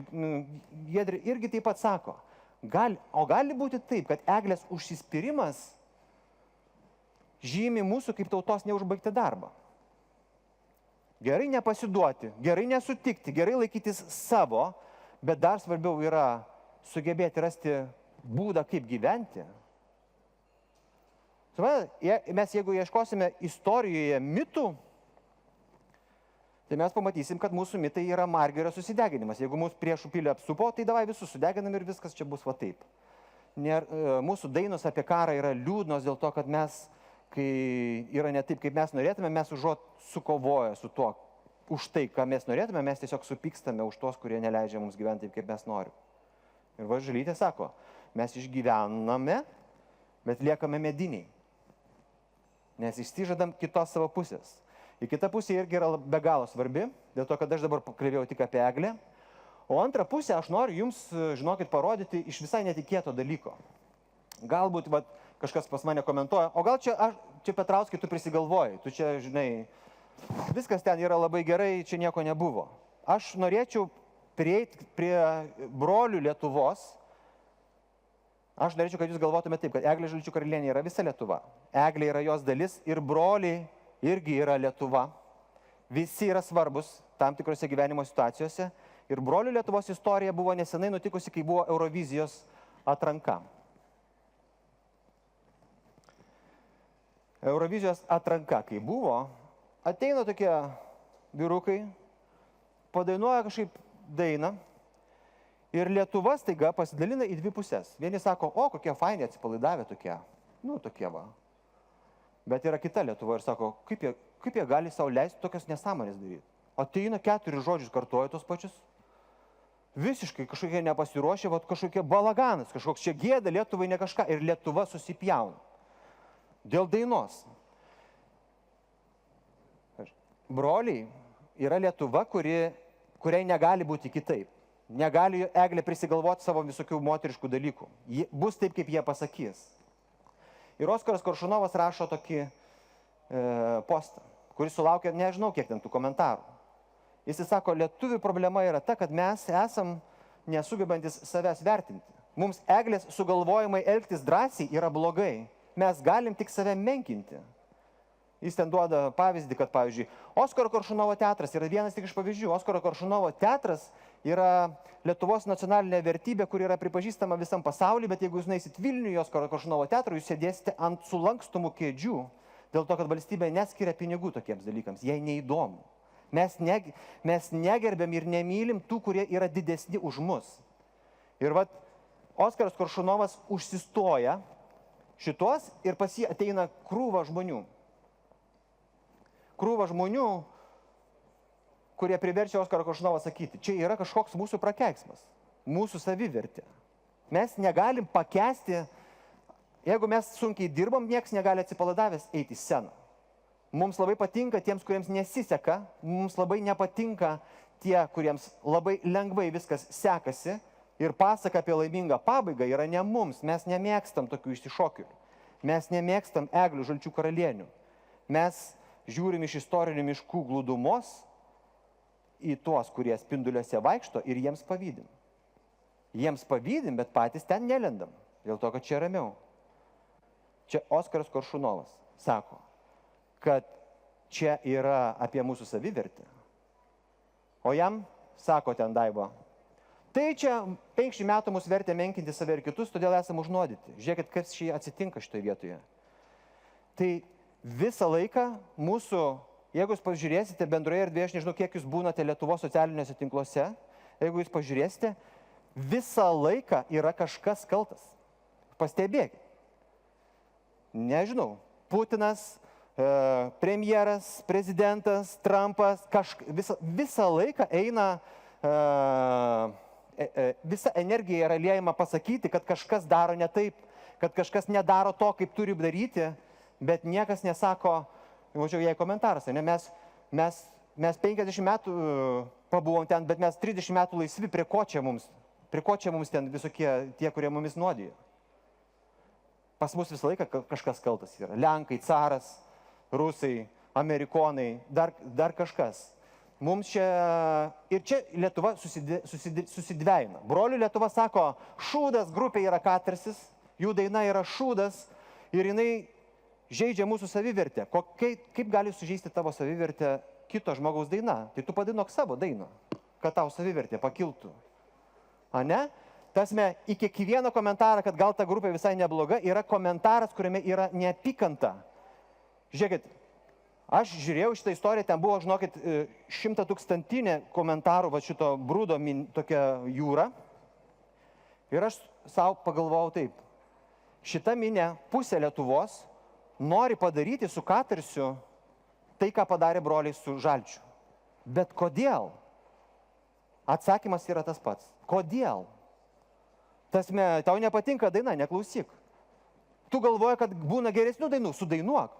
Kodėl tu nori nužudyti, kuris sudainavo taip, kaip tau nepatinka? Kodėl tu nori sutrypti tai, ką sukūrė kitas? Ir tada buvo labai geras komentaras. Pagalvokite, Julius Greimas, Marija Gimbutienė, Kašuba, Mekas, Zemeckis, jeigu pažiūrėsim, Oskaras Milašius, pažiūrėsim į Lietuvos įžymybių sąrašą, jeigu padarysim 100 Lietuvos garsiausių žmonių pasaulyje, mes pamatysim, kad lietuviai jų nepriima. Kokių ten Tadų Kostiuškų ir Česlovų Milušų ir taip toliau. Dėl to, kad tas, kuris išvažiavo į jūrą ir viso gero. Mano asmeninė patirtis buvo, kai buvo balsavimas, iš tikrųjų aš tada ir atėjau pas brolių Lietuvą. Buvo balsavimas dėl dvigubos pilietybės, man paskambino draugai iš Amerikos ir sako, Robke, tu kažką gražaus pasakyk. Ir aš buvau šventai, žinokit, įsitikinęs, mano broliai ir sesės, kad kiekvienas lietuvis, kuris nori būti lietuvis, nesvarbu, kur jis yra ir ką jis veikia iki šiol, mums yra svarbus, jis yra mano brolis, jinai yra mano sesė ir man atrodo, kad čia yra, turėtų būti natūralu. Bet kai aš parašiau tai nuo savęs, aš supratau, kad yra kita, ta brolių Lietuva, kurie sako, nifiga, jie išvažiavo ir viso gero. Jie nemoka mokesčių, mes čia dirbom, mes čia kažką, tas atmetimo reakcija buvo neįtikėtina. Suprantat, mes galvojam apie geopolitinę situaciją, apie visokius ten blogiečius, kurių pasaulyje čia priviso, bet mes negalim susitarti tarpusavyje. Va, kur yra esmė. Kas žino tokį dalyką kaip sutartinė? Sutartinė. Lietuviškas senas paveldas, kurio mums galėtų pavydėti visas pasaulis. Sutartinėje nereikia moksliškumo. Vienintelis dalykas, nereikia balso, nereikia klausos. Vienintelis dalykas, kurio reikia, kad sutartinė skambėtų, yra girdėti kitą. O va čia mums yra beveik neįmanoma užduotis. Nepamesti savo savasties, nepamiršti, kad kitas manęs neišmuštų, bet girdėti kitą. Mes norim kalbėti, norim aiškinti, norim piktintis, turim savo nuomonės, teisės, bet girdėti kitą mums labai sunku. Mums labai sunku. Ir visa tai ateina iš žemos savivertės. Žemos savivertės kompensacija yra arba agresyvumas ir didybės manija, kuri gyvena mūsų kaimynų šalyje, Rusijoje, arba aukos sindromas, kuriame gyvename mes. Iš aukos sindromo eina neapykanta tam, kuriam sekasi geriau. Iš aukos sindromo eina nedėkingumas už tai, ką aš turiu, reikalavimai, kad viskas būtų kitaip, kaltinimai kitam, skundai kitais, kritika kitais. Visa energija iš aukos pozicijos yra nukreipta į išorę. Aš jums pasakysiu šekspyrišką frazę, kurioje jis sako, kad tas žmogus, kuris rodo pirštų į kitą žmogų, turėtų visada prisiminti, kad 3 pirštai rodo į jį. Arba dar paprasčiau, kas ant kito vaiko sako, tai žinokit, kad tie, kurie lieja neapykantą ant ko nors, juose kažkas tenais apsigyveno. Sakymas ne. Eglė yra pranašas, kuris negali būti pranašas. Mes neturim lyderių, kurie išsiskiria. Mūsų visuomenė išgyvena proto bedarbystės laikus, kai visi visus kritikuoja, visi visais nepatenkinti ir valdo tai, ką Nyčė vadino resentimentu. Resentment angliškai būtų. Lietuviškai net nėra tokio žodžio. Resentimentas yra amžinai nepatenkintų dvasios vergų laikai, kai yra sakoma ne. Tu taip nedaryk, tu ne taip daryk, tu ne taip šnekėk, tas asilas iš vis. Mes balsuojam prieš, mes nebalsuojam už, mes balsuojam rinkimuose prieš. Mes norim, kad būtų dislike mygtukas. O priešingai turėtume sakyti ne, o kitaip. Mes sakom kažkam, nerašyk, neskaityk, nestatyk tų tokių spektaklių, negalvok ir nebandyk išsiskirti iš kitų. Nuoskauda mums yra už tuos, kurie išsilaisvina iš šitų gniaužtų. Bet esmė visa yra, kad gyvenimas yra apie sakymą taip. Jūsų gyvenimo istorija yra ne apie kitus, kas ko nepadaro arba padaro ne taip. Ne apie energiją nukreiptą į kitus, į save. Aš sakau taip. Aš sudainuosiu tokią dainą, kokią aš noriu. Aš pakalbėsiu scenoje taip, kaip ten, kur man dega. Aš, pavyzdžiui, esu turbūt netoks profesionalus šnekėtojas, kaip čia, kad buvo prieš tai žmonės, bet aš sakau tai, kas eina iš mano širdies. Ir protas mano tada girdi. Aš sakau taip, savo. Lietuviai sako, yra labai darbštus. O koks mūsų darbštumo tikslas? Nes jeigu tik šiaip varyt, Tai kuo mes skiriamės nuo skruzdėlių? Nes šitoje vietoje, kai darbštumo ir savipasitenkinimo jausmas susitinka resentimentą, atsitinka, žinot kas, mes nemėgstam visų tų, kurie leidžia savo nedirbti. Kodėl aš tiek sunkiai dirbu, o jis, vapšė, kaip jis gali? Mums ima nervas. Bet koks skirtumas? Koks skirtumas, tas mes nedirbti? Jeigu tavo svajonė nedirbti, tai nedirb. Sugalvok ką nors. Čia yra, žinokit, brolių Lietuvos failas. Mes neturim laiko per visą įeiti, bet čia man visur čia vaidenasi brolių Lietuva. Brolių Lietuva yra pamokslas Biblijoje iš Evangelijos pagal Luką apie paklydėlį sūnų, kai buvo 2 sūnus, vienas pasilieka pas tėvą dirbti ūkyje, o kitas išeina ir su mergom visą turtą prauliavoja. Ir tada grįžta,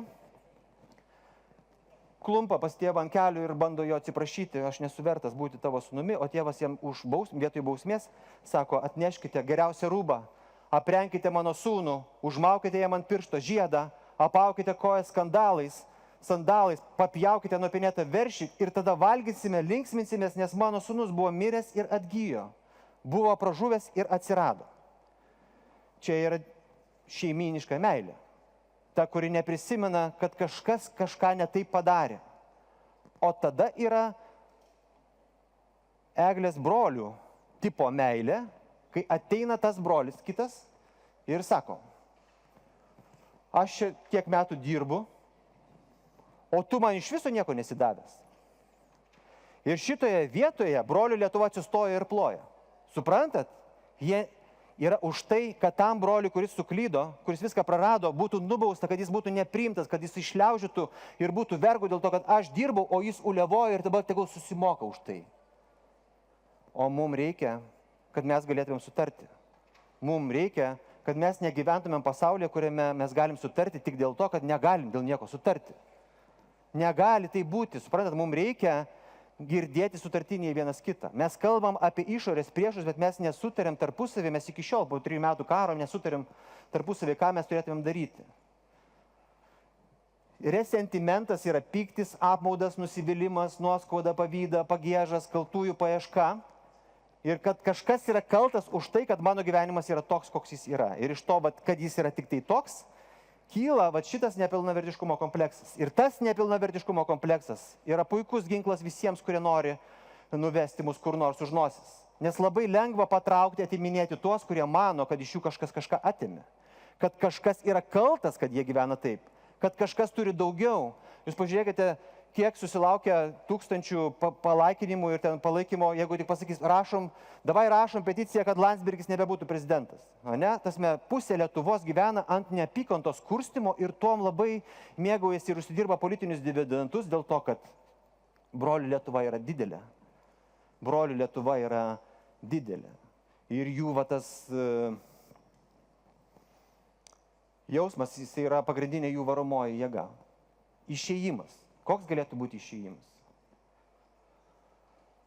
Atsakomybės prisiėmimas. Ir sakymas taip. Ką reiškia atsakomybės prisiėmimas? Atsakomybės prisiėmimas yra pasakymas stop tam savo kartotojui, kuris man viduje sako, aš esu mažas, aš nieko negaliu, nuo manęs nieko nepriklauso, jie visi tokie blogi, tas pasaulis yra neįmanomas ir visa kita. Aš tiesiog nusprendžiu, kad už mano gyvenimo istoriją esu atsakingas tik tai aš. Ir nieks negali, jokie išoriniai veiksniai, jokie Putinai ir Trumpai, jokie premjerai ir prezidentai negali pakeisti mano sprendimo. Aš jį priimu. Aš atsisakau tikėti, kad aš nieko negaliu. Aš apsisprendžiu neberodyti nieko pirštus ir nesakyti, tu kitaip daryk. Aš darysiu taip, kaip man reikia. Ir niekam nebeaiškinsiu. Ir nieko nebekalbinsiu. Ir nesakysiu, kad ten kažkokie šalyje išsirinko ne tą prezidentą, kad jo plaukų spalva yra tokia ir kad jis kaltas yra už tai, kad Lietuva dabar yra tokia. Lengva visada yra skųstis, kad kažkieno kaltė. Ir drąsa gimsta tą akimirką, kai mes nusprendžiame neskųstis. Mes gyvename pasaulyje, kuris nori vilties, bet žinokit, viltis be mūsų pasiryžimo leistis į kelionę yra durnių motina. Tikrą viltį turi tie, kurie nusprendžia eiti į kelionę. Tie, kurie nusprendžia eiti, tie gali kažkur nueiti. Tie, kurie nusprendžia, mes čia pabūsim, tikrai niekur nenueis. Ir tikrai nusivils. Lietuviai giliai myli savo žemę. bet pamiršta, kad yra didelio pasaulio nariai, o tame pasaulyje vyksta kažkokia didelė amžina kova. Ir šitoje kovoje būtina reikia būti ne naglam, o stipriam ir lankščiam. Tauta, kuri tik skundžiasi savo nelaimingų likimų, kad mes gimėme kažkokioje žemėje, kurioje visą laiką vaikšto kažkokie stipresni už mus, gali išgelbėti tik tai didelis ryžtas nebegalvoti taip. Gal mes gimėme ten, kur galim būti stipresni už visus kitus. Mums reikia, kad Eglė nenusižudytų, kad jinai pamėgintų suprasti, kad brolių pyktis, jis yra susijęs su mūsų istorija. Brolių nepriėmimas kito, jis kažkaip yra susijęs su mūsų mentalitetu, apie kurį čia kolegos prieš tai kalbėjo. Mes nenorim šypsotis, nes mums kitas yra įtartinas. Bet tame kite gali būti ne tik priešas, bet ir draugas. Galbūt jie apsiriko, bet Eglė gali suprasti, kad jie irgi galėjo apsirikti. Mes pykstame ant kitų, užuot apeidami. Jeigu jums įkando gyvatė,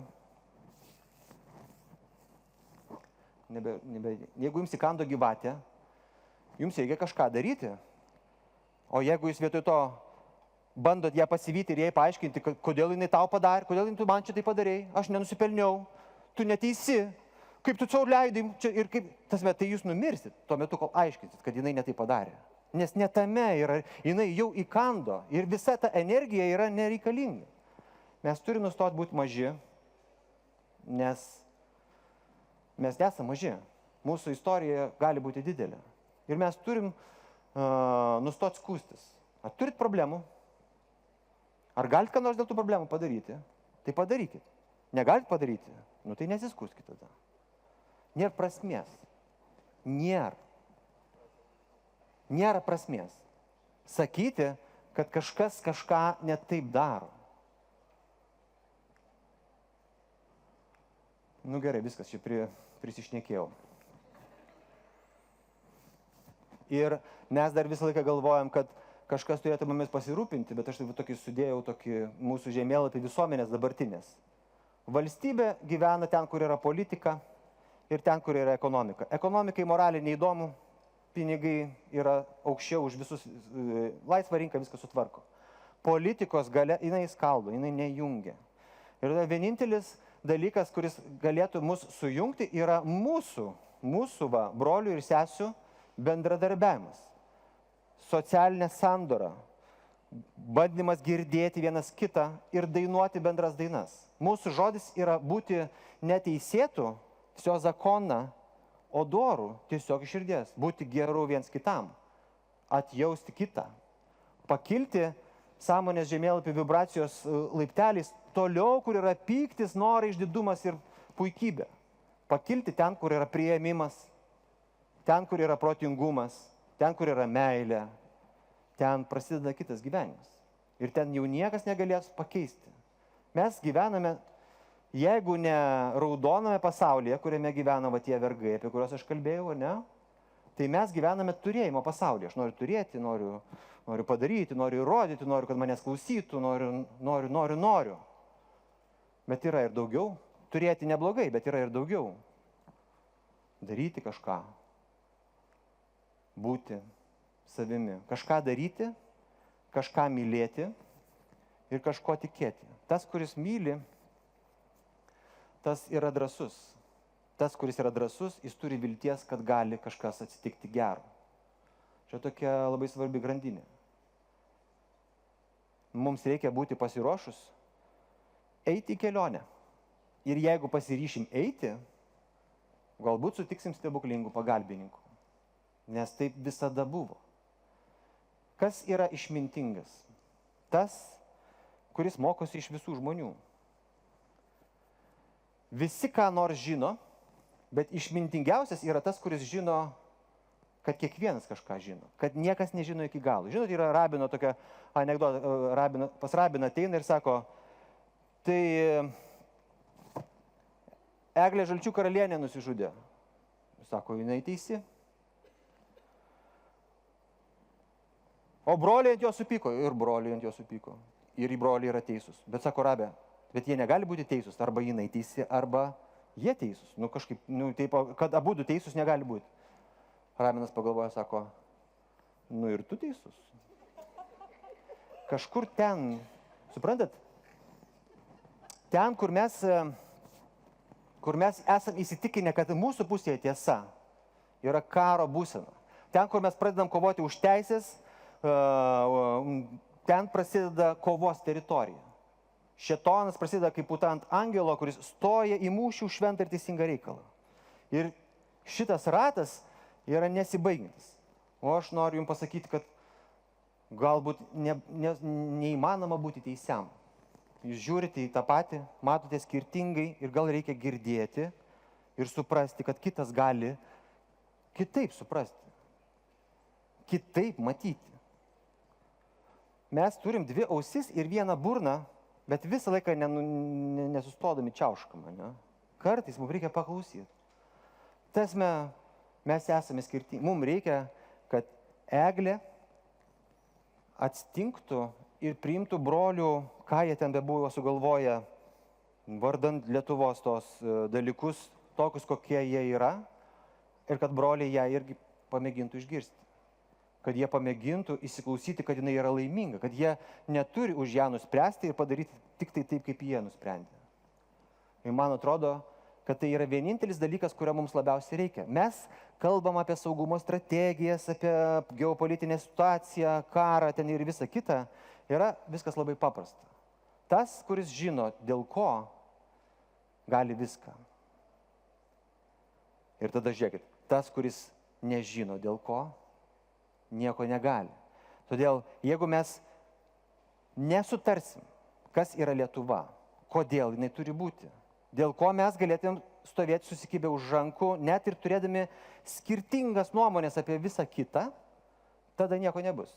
O jeigu susitarsim, jeigu žinosim dėl ko, žinosim, kas yra Lietuva, o mane rodo per telką, tai tada galėsim. Ir nuo šito reikia pradėti. Mes pradedam nuo antro galo. Ir Eglė Žalčių karalienė yra pasaka, kurią reikia va toje vietoje, kur jinai užstrigo, kažkaip atstrigdinti. Taip, kad ta brolių Lietuva yra, aš ją pažįstu, mes esame diskutavę ir tai yra patriotai mūsų šalies, kurie sako, o kas čia blogai, tai tas Žaltys šliužas, tai reikėjo jį sutraiškyti dėl to, kad jis prie mūsų sesės lindo ir viskas. Reikia, kad jie išgirstų, kad yra ir ta sesė. Ačiū visiems uždėmesi.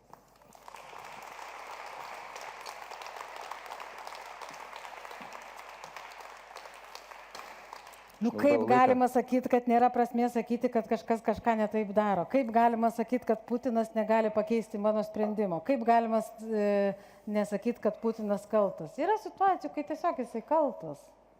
Nu, žiūrėk, jeigu tu esi Žalgirio žaidėja, ne? Meti dabar į krepšį, tau kerta per rankas ir nešvilpia teisėjas, neduoda baudos. Ir tu eini ir tam teisėja, kodėl tu nedavai man baudos? Kodėl tu nedavai man baudos? Tai priešas tuo metu naudojasi to, kad jie žaidžia 5-4. Koks nesušvilpia. Putinas, žiūrėkit, pasakose Putinas yra velnės. Pasakose velnės niekada nėra nužudomas dėl to, kad bet koks blogis visada padeda gėriui prisiminti, kas jame yra geriausio. Mūsų priešas yra mūsų mokytojas. Mes galėdami tik nekęsti jo, nubraukti iš neapykantos, nenorėdami nieko apie jį girdėti, atsisakom laimėti šitą mūšį, nes mūšį laimi tik tai tas, kuris savo priešą pažįsta taip kaip pats save. Jis kažką apie mus sako. Aš, pavyzdžiui, šitame kare sužinojau, kad vakarai nėra tokie geri, kaip jie šneka. Kad jie labai daug gražių žodžių šneka, bet jie yra nepagristi. Ir jeigu nebūtų šito karo, aš būčiau iki šiol buvęs idealistas, kuris tiki, kad viskas yra taip, kaip yra. Gerai, bet mus ir išmoko tas priešas, kaip tu sakai, nes mes esam jau kažkiek pramokę, duodam štai pinigų daugiau biudžetui gynybos. Vyksta tai mes reikalai. Kai kažkas duoda pinigų biudžetui, yra pusė Lietuvos sako, nifiga neduosim. Bet taip visada būna visose šalise, būna dalis žmonių, kurie man rūpi mūsų Lietuva. Supratau, gerai. Aš labai dėkoju, Robertai, buvo žiauriai įdomu paklausyti. aš taip agresyviai pradėjau specialiai, nes galvoju, ką aš čia visada ateisiu ir maždaug labai ačiū už pranešimą, labai gražiai pakalbėjote. Aišku, kad labai gražiai, buvo labai įdomu, tačiau ne man reikia užimti eterį. Mes pakvieskim keletą atstovų, kurie galbūt negyvena Lietuvoje, bet jiems sukėlė kokiu nors jausmu tai, ką tu sakėjai apie, nežinau, mus kaip tautą, mus kaip šalį. Ir čia yra 5 foteliai, gal ant vieno tave pasodinkime, ar ne, ar norėtum stovėti? Kiek yra valandų? Tu dar turi kokį pusvalandį. Gerai. Tai va, tai per tą pusvalandį, per vidurį atsisėda Robertas Petrauskas. Dar labai norėsiu pakviesti Vaidą Greiciūtę, kuri yra lietuvė, kuri kūrė verslus tarp Lietuvos ir Dubajaus, kad jai būtų irgi jaukiau, gal pasitikim tokiais plojimėliais. Eva Murzaitė, kuri gyvena Jungtinėse valstijose nuo mokyklos laikų. Ir irgi ją pasitikim taip pakeltą galvą ateinančią. Ir dar man atrodo, kad Geraldas ar Geraldas reikia sakyti. Geraldas Kasiulis, pasikvieskim jį.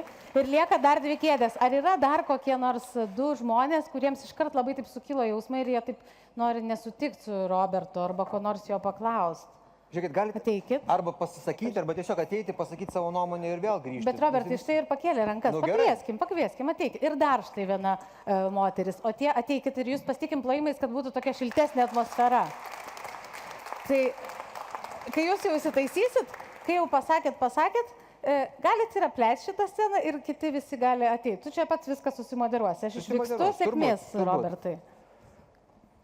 Nu, tai sakykit. Kas, aš norėčiau, kad šita diskusija būtų ne iš galvos, o nuo širdies. Ne, vat ką širdis sako? Tai labai ačiū, nes iš tikrųjų labai jautėsi pasisakymas iš širdies į širdį. Ir jaučiu dėl to taip ir sureagavau. Keli remarkai, keli pastebėjimai. Labai patiko idėja, kad vis tik išgyvena ne tie, kas yra tvirčiausi ir kiečiausi, o tie, kurie geriausiai prisiderina, kurie yra lankščiausi. Kaip ir Darvinas iš tikrųjų yra pasakęs. Ne kiečiausias, o geriausiai adaptuojantis organizmas prisitaiko. Ir aš čia noriu linkti prie mokslinės dalies, kadangi nežinau, galbūt ant senus atstovauju mokslininkus, esu mokslininkė. Ir būtent susidūriau su tokia situacija, kad pati norėjau veikti, daryti, keliauti, pažinti, užmėgsti pažintis. Ir mano buvęs darbo vadovas doktorantūros, jam tas netiko.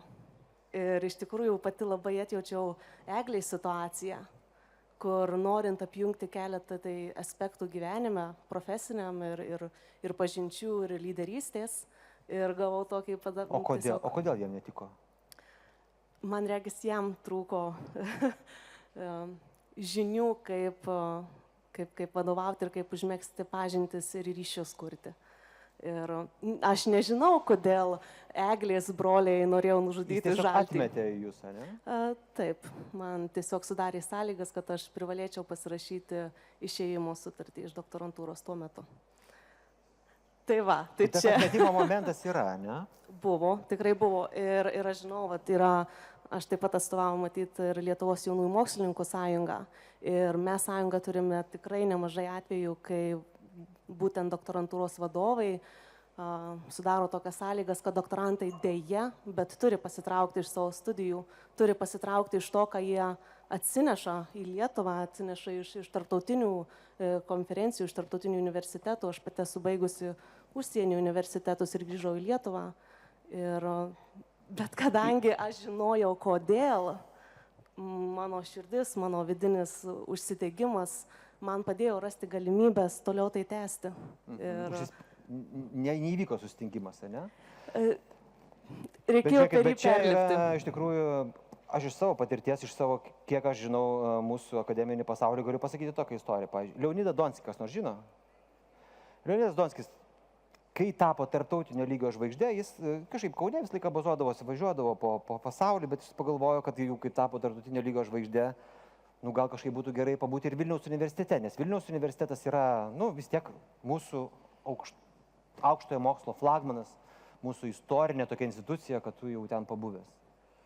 Ir paaiškėjo, kad tokių kaip Donskis tam universitetui nereikia. Tu gali ten su savo popsiniais pakalbėjimais gali šnekėti, kur tu nori, bet mes čia turim rimtesnių mokslininkų. Čia yra tas kažkoks keistas užsidarimo momentas, kad gal ten galėtų būti ir pasaulio pamatę atviresni, turintys kažkokių didelių idėjų, bet jie iš karto atrodo įtartini. Geriau, tegul bus visi tokie kaip mes.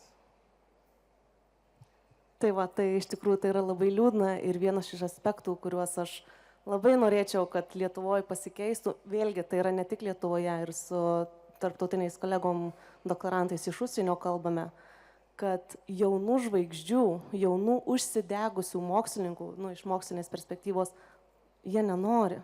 Jie jų bijo, nežinau, kaip tai reikėtų įvardinti.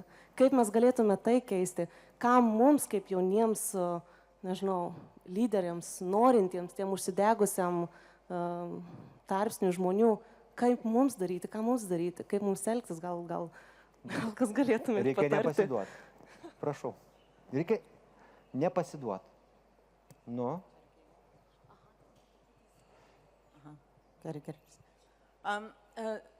Norėčiau tiesiog pasidalinti su visą pagarbą, kad visiškai nesurezonavo jūsų komentarą apie Lietuvą. Gerai. Ir kalbėjomės tarpusavyje, kad turbūt gyvenam kitoje Lietuvoje. Kas pritarė jai, pakelkit rankas. Kas nepritarė? O tie, kas pritarė, kas gyvena Lietuvoje ir kas gyvena užsienį. Tai kas pritarė, gyvena kas nors užsienį. Čia jūsų klausimas buvo per sudėtingas. Tai aš dar neuždaviau klausimą. Norėjau paklausti jūsų, kaip jūs kuriate pozityvę Lietuvą? Man labai įdomus yra tas dalykas, kad pas mus po pozityvumu galima padėti bet ką ir jeigu žmogus kalba nepozityviai, tai jis yra priešiškas savo valstybei, greičiausiai yra parsiduodantis toksai elementas, dėl to, kad apie mus negalima kalbėti nieko nepozityvaus. Mes esame energingi, novatoriški, faini, nesustabdomi, pasiruošę apginti savo šalį, patriotiški ir visokie, bet iš tikrųjų tai nėra visai tiesa, dėl to, kad man atrodo, kad yra daugiau Lietuvų. Aš nesakau, kad nėra pas mus patriotų, nesakau, kad nėra žmonių, kurie yra kitokie negu Eglės broliai, aš sakau, kad jie yra tik tai mūsų dalis. Eglė irgi yra Lietuvos dalis. Bet manau, kad Bet palaukit, mano klausimas, aš paprovokuosiu truputėlį, yra kaip jūs asmeniškai kuriate pozityvę Lietuvą. Aš supratau, kad aš negaliu sukurti pozityvios Lietuvos dėl to, kad kai aš ateinu ant scenos ir sakau, žiūrėkit, mums reikia girdėti vienas kitą ir eiti kartu dainuoti, jūs pykstate ant manęs dėl to, ką aš pasakiau prieš tai. Aš sakiau, aš darau stovyklas vaikams, kuriuose mes dainuojame ir darome kartu. Aš kuriu suaugusiems stovyklas, kuriuose mes iš ryto darome intelektualias paskaitas, o po to kalbamės ir stovyklų formatas yra pasidainuoti ir pasikalbėti. Dėl to, kad man atrodo, kad tai yra dalykas, kurio trūksta Lietuvoje labai. Ir aš esu susidūręs su daug istorijų, kuriuose žmonės bijo kalbėti. Aš kaip pasakiau, kad žiūrėkit, gal tas Trumpas nėra pats svarbiausias dalykas ir nereikia visų šunų karti ant jo, gal mes pagalvokime apie gynybą, aš gavau, tokia, kaip čia pasakyti, cancelinimo banga tokia ir aš supratau, kad žmonės Lietuvoje tikrai bijo galvoti, ką jie sako, jeigu jie galvoja ne taip, kaip reikia galvoti pagal bendrą liniją. Suprantate, Lietuva yra neskirtinga pasaulio šalis su kitomis, Lietuvoje yra visai manančių žmonių, o tie, kurie galvoja, kad reikia būti tik pozityviem, mano, kad visi, tie, kurie yra nepozityvus, juos reikia patraukti šoną, jiems neleisti kalbėti.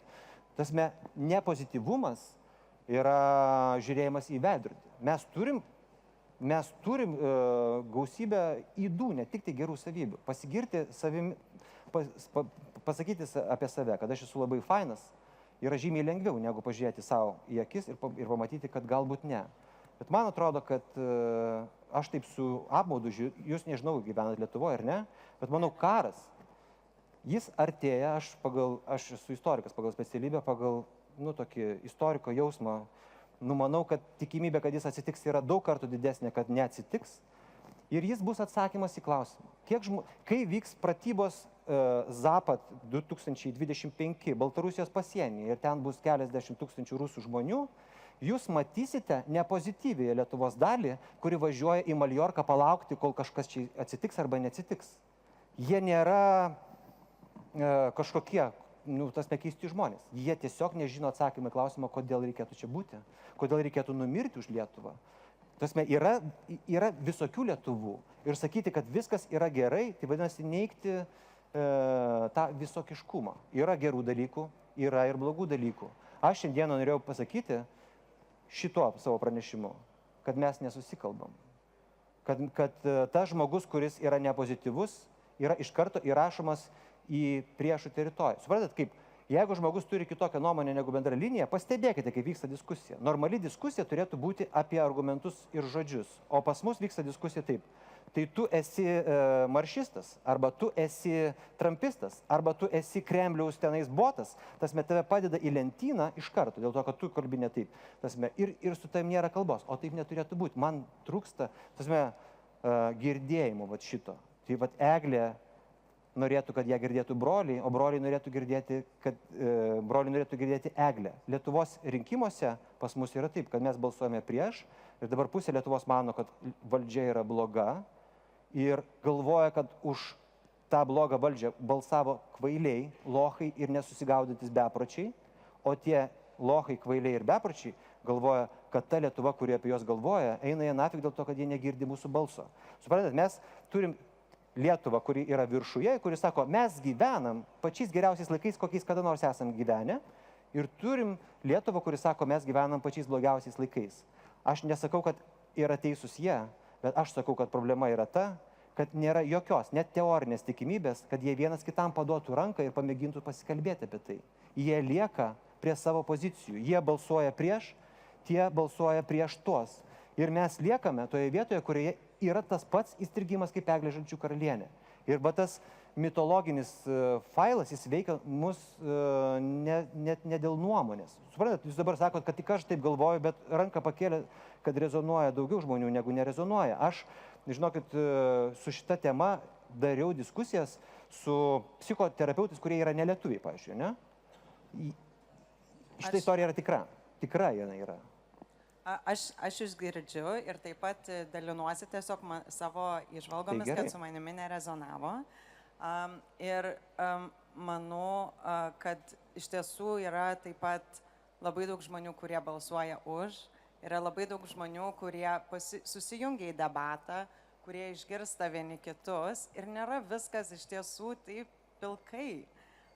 Ir nėra viskas ir pozityvų labai, galbūt yra ir viena pusė, ir kita pusė, bet truputėlį galbūt reikėtų tos ugnelės įkvėpti, kad visgi yra daug labai gero aplinkui mus taip pat. Ačiū už nuomonę. Gal galėčiau ir aš pasisakyti, iš tikrųjų. Prašau. Kai mane Neringa pakvietė, sakė, kad bus diskusija ir bus Eglė Žalčių karalienė. Iš tikrųjų, pasaką šitą skaičiau tikrai mokykloje. Ir kai teko vėl pasiskaityti, nes galvoju, šitą temą bus, pirma buvo mintis, o tai kodėl Eglė iš karto puolė ir savo vaikus baudė, o nebandė iškelti dialogą. Buvo pirma mintis. Tai reziumuojant apskritai, aš pilnai sutinku, Robertai, ką jūs sakot, bet tuo pačiu visą laiką galvoju, kad mes tą pirmą priemam, kad taip, pas mus yra labai daug, gal ir negatyvų, yra labai daug dalykų, bet ką mes galime daryti toliau. Tai viena iš priežasčių, ką aš darau toliau, aš tada kuriu verslus, važiuoju, keliauju, kuriu darbo vietas čia Lietuvoje, taip aš keičiu tą Lietuvą, bet aš nebėgu nuo to, kad oi ne, pas mus viskas tik gerai ir tik blogai. Niekada nėra viskas gerai ir viskas blogai. Mes tiesiog pradėkim daryti dalykus, priimkim, kokie jie yra, nes kai tu priimi, čia net kaip sako su liga, kai tu priimi faktą, kad tu sergi, tu pradedi gydytis. Kai tu bėgi nuo to, kai tu nesakai, kad ne, iš tikrųjų neturim problemas, tu nieko ir nekeiti. Apie tai. Tai aš apie tai, aš lygiai tą pačią žinutę šiandien ir gavau iš Roberto ir galbūt išgirdau tą dalyką, kad iškeldami diskusiją mes galime pradėti didžiulį pokytį, bet priimkim taip, kad taip pas mus yra daug gerų dalykų. Kai pagyveni užsienį, man teko gyventi Anglijoje, teko gyventi Amerikoje, teko gyventi Dubajuje, tikrai galiu palyginti daug dalykų. Taip yra daug dalykų, kur man atrodo, kodėl Lietuvoje taip yra, bet yra daug dalykų, kur Lietuva gali parodyti pasauliu, kad mes darome labai gerai.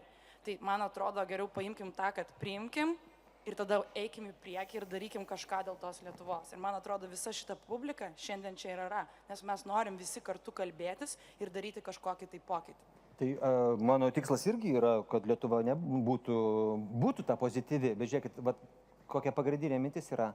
Jeigu mes sakom, kad viskas čia yra gerai, mes nesprendžiam nieko. Tasme, jeigu mes, suprantat, jeigu krikščionis būtų pasakęs, kažkokį žydų karalių nužudė, Kristaus istorija neįvyksta, dėl to, kad niekas net nesusimastė, kad gal čia kažkaip negerai padarė. Turi būti, kaip čia pasakyti, refleksijos momentas, kad galbūt yra kažkokia ne? Ir mes sakydami, tai čia viskas yra normaliai, viskas čia yra labai gerai, iš tikrųjų tokia yra labai svarbi, labai didelės dalies Lietuvos tokia pozicija. Negalima ten, aš, pavyzdžiui, nesvarbu, nesleiskit smulkmenas. Tas jų optimizmas, nenoras girdėti nieko kito, jis tarsi kažkaip juos saugo ir visa kita, bet mums reikia, kad mes girdėtumėm ir kitą pusę. Bet jūs sakote, aš čia per tamsiai pasakiau, gerai, turbūt užtamsinau per daug. Bet reikia, kad pasakos esmė ilgai ir laimingai yra, kai tamsa susijungia su šviesa, kai vyriškumas susijungia su moteriškumu, kai šitas pasaulis susijungia su žemiškoju ir kai mes sakom, kad yra mūsų pusėje tik tai gėris, ten yra blogis, bet mes čia kažkaip tai susitvarkysim dėl to, kad mes esame geri, mes nuneigiam savo prigimtį. Mes esam visokie. Balanso. Taip. Aš iš savo pusės pasisakysiu ir Eglė Žalčių karalienė su manim labai stipriai rezonuoja, nes aš daug metų buvau labai piktas ant Lietuvos. Išvykau iš Lietuvos, tėvai... Tu buvai Eglė? Aš buvau Eglė, taip. Tai realiai mane tėvai išsivežė į Angliją dar prieš ES įstojimą ir užaugau Angliją. Ir atsimenu, pirmas dalykas buvo, kai išsivežė, tai irgi prievarta realiai, kai vaikas neturėjo jokio sprendimo. Ir atsimenu, pasakiau tėvam, kad kai sueis 18 metų, iš karto grįžtų į Lietuvą. Ir begyvenant Anglijoje teko pamatyti, tuo metu nesuvokė tų kultūrinių skirtumų ir panašiai. Ir begyvenant Anglijoje man teko labai stipriai pamatyti, kokia Lietuva tuo metu buvo. Dar čia tik prieš įstojus į ES, po to įstojo. Ir keli kartai buvo, tarkim, atsimenu tokį pavyzdį. Važiavau autobusu Anglijoje, Londone. Negyvau Londone, bet tuo metu važiavau autobusu Londone ir sėdėjo lietuviai. Ir lietuviai šnekėjo apie laikraštį, kur buvo ten parašyta Crime Rate in London. Ir užsieniečių Crime Rate in London. Pirmoje vietoje Lenkai, antroje vietoje lietuviai. Ir atsimenu, lietuviai juokėsi ir sako, reikia kažką daryti, kad būtume pirmi. Ir man toks labai parodė mentalitetą. Ir gyvenant Anglijoje dar tais laikais, tuo metu į Angliją, aišku, tuo metu suvažiavo realiai, kas Lietuvoje neranda darbo ar dar kažką, tikrai... Brolių Lietuva.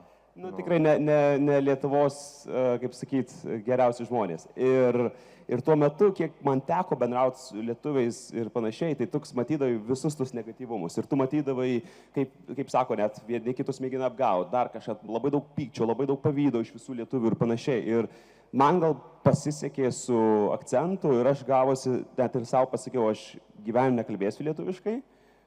Nesakysiu, kad lietuvis ir jeigu kažkada turėsiu vaikų, I'll make sure, kad jie nekalbės lietuvių kalbos.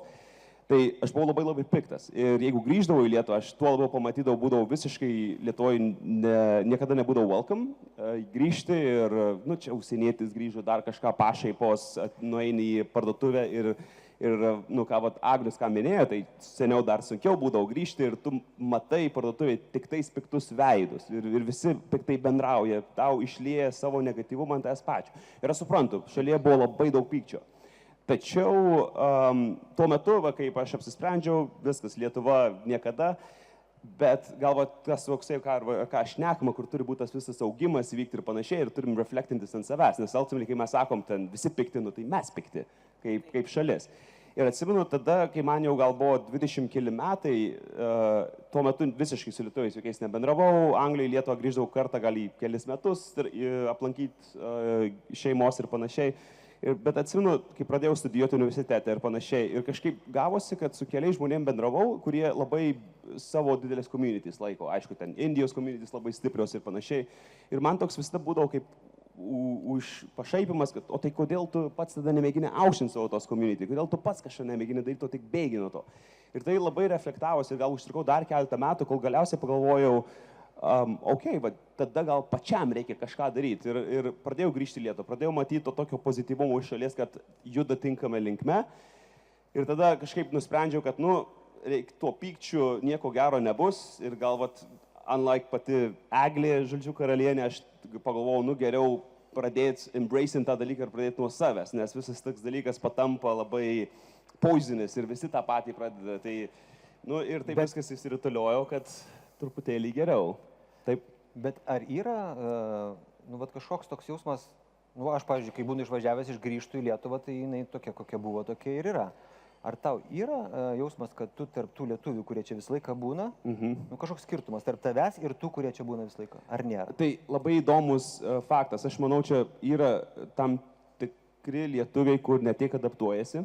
Ir turime, kad išlaiko, būtent yra labai proud tų lietuviško mąstysenos heritage, kur jie balsuoja prieš dvigubą pilietybę ir panašiai. Ir aš nekaltinu tokio dalyko, bet tai yra labai nacionalistiškas požiūris.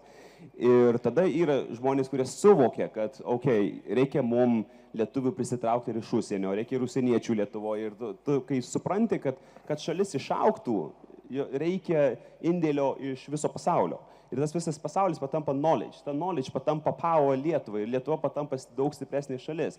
Tai kai, tarkim, aš grįžtu, tai aš tikrai esu privileged, kad galiu bendrauti su tokiu bubble žmonių, kurie dirba ir tech pasaulyje, ir IT pasaulyje, kurie labai progresyviai tą dalyką žiūri ir tai yra lengviau. Tačiau, jeigu aš nuvykstu, tarkim, į ten, kur užaugęs, ar į Kauną, ir aš labai matau, kad yra dar užsilikę labai senų požiūrių, yra žmonės, kurie dar tokį patį gyvenimo tipą, kaip ir buvo vis dar prieš 20 metų ir nelabai kažkas pasikeitė. Tai aš manau, čia yra dar toksai... Aš turiu tokį draugą iš Amerikos, kur visą laiką jį kybinu, kad jis grįžtų, kad su šeima grįžtų jie ir jie visą laiką taip nori ir kai atskrenda, pirmą savaitę ieško nekilnojamo turto ir ten kažką vis labai rimtai galvoja, nes ši Lietuva labai pagražėjo, labai gražu, bet trečią savaitę sako, gal mes važiuojam namo. Taip. Kažkas, yra kažkas yra, aš nežinau, kad prašau. Tai aš dar užbaigsiu tik tais greitai, tai gal tas ir yra, kad aš prieš 5 metus nusprendžiau grįžti į Lietuvą, tai pripažinsiu, jaučiausi kaip užsienietis ir nenors ištempiau, bet išgyvenau tik 1,5 metų ir tada grįžau atgal į užsienį. Yra neprieimimo momentas, matas, kažkas, kam jis mums reikalingas, jis nereikalingas, jeigu grįžta visi lietuviai, geriau būtų, duokim pasakyti. Bet jūs sakėt savo prezentacijoje, kad nebūsi pranašas savo žemėje.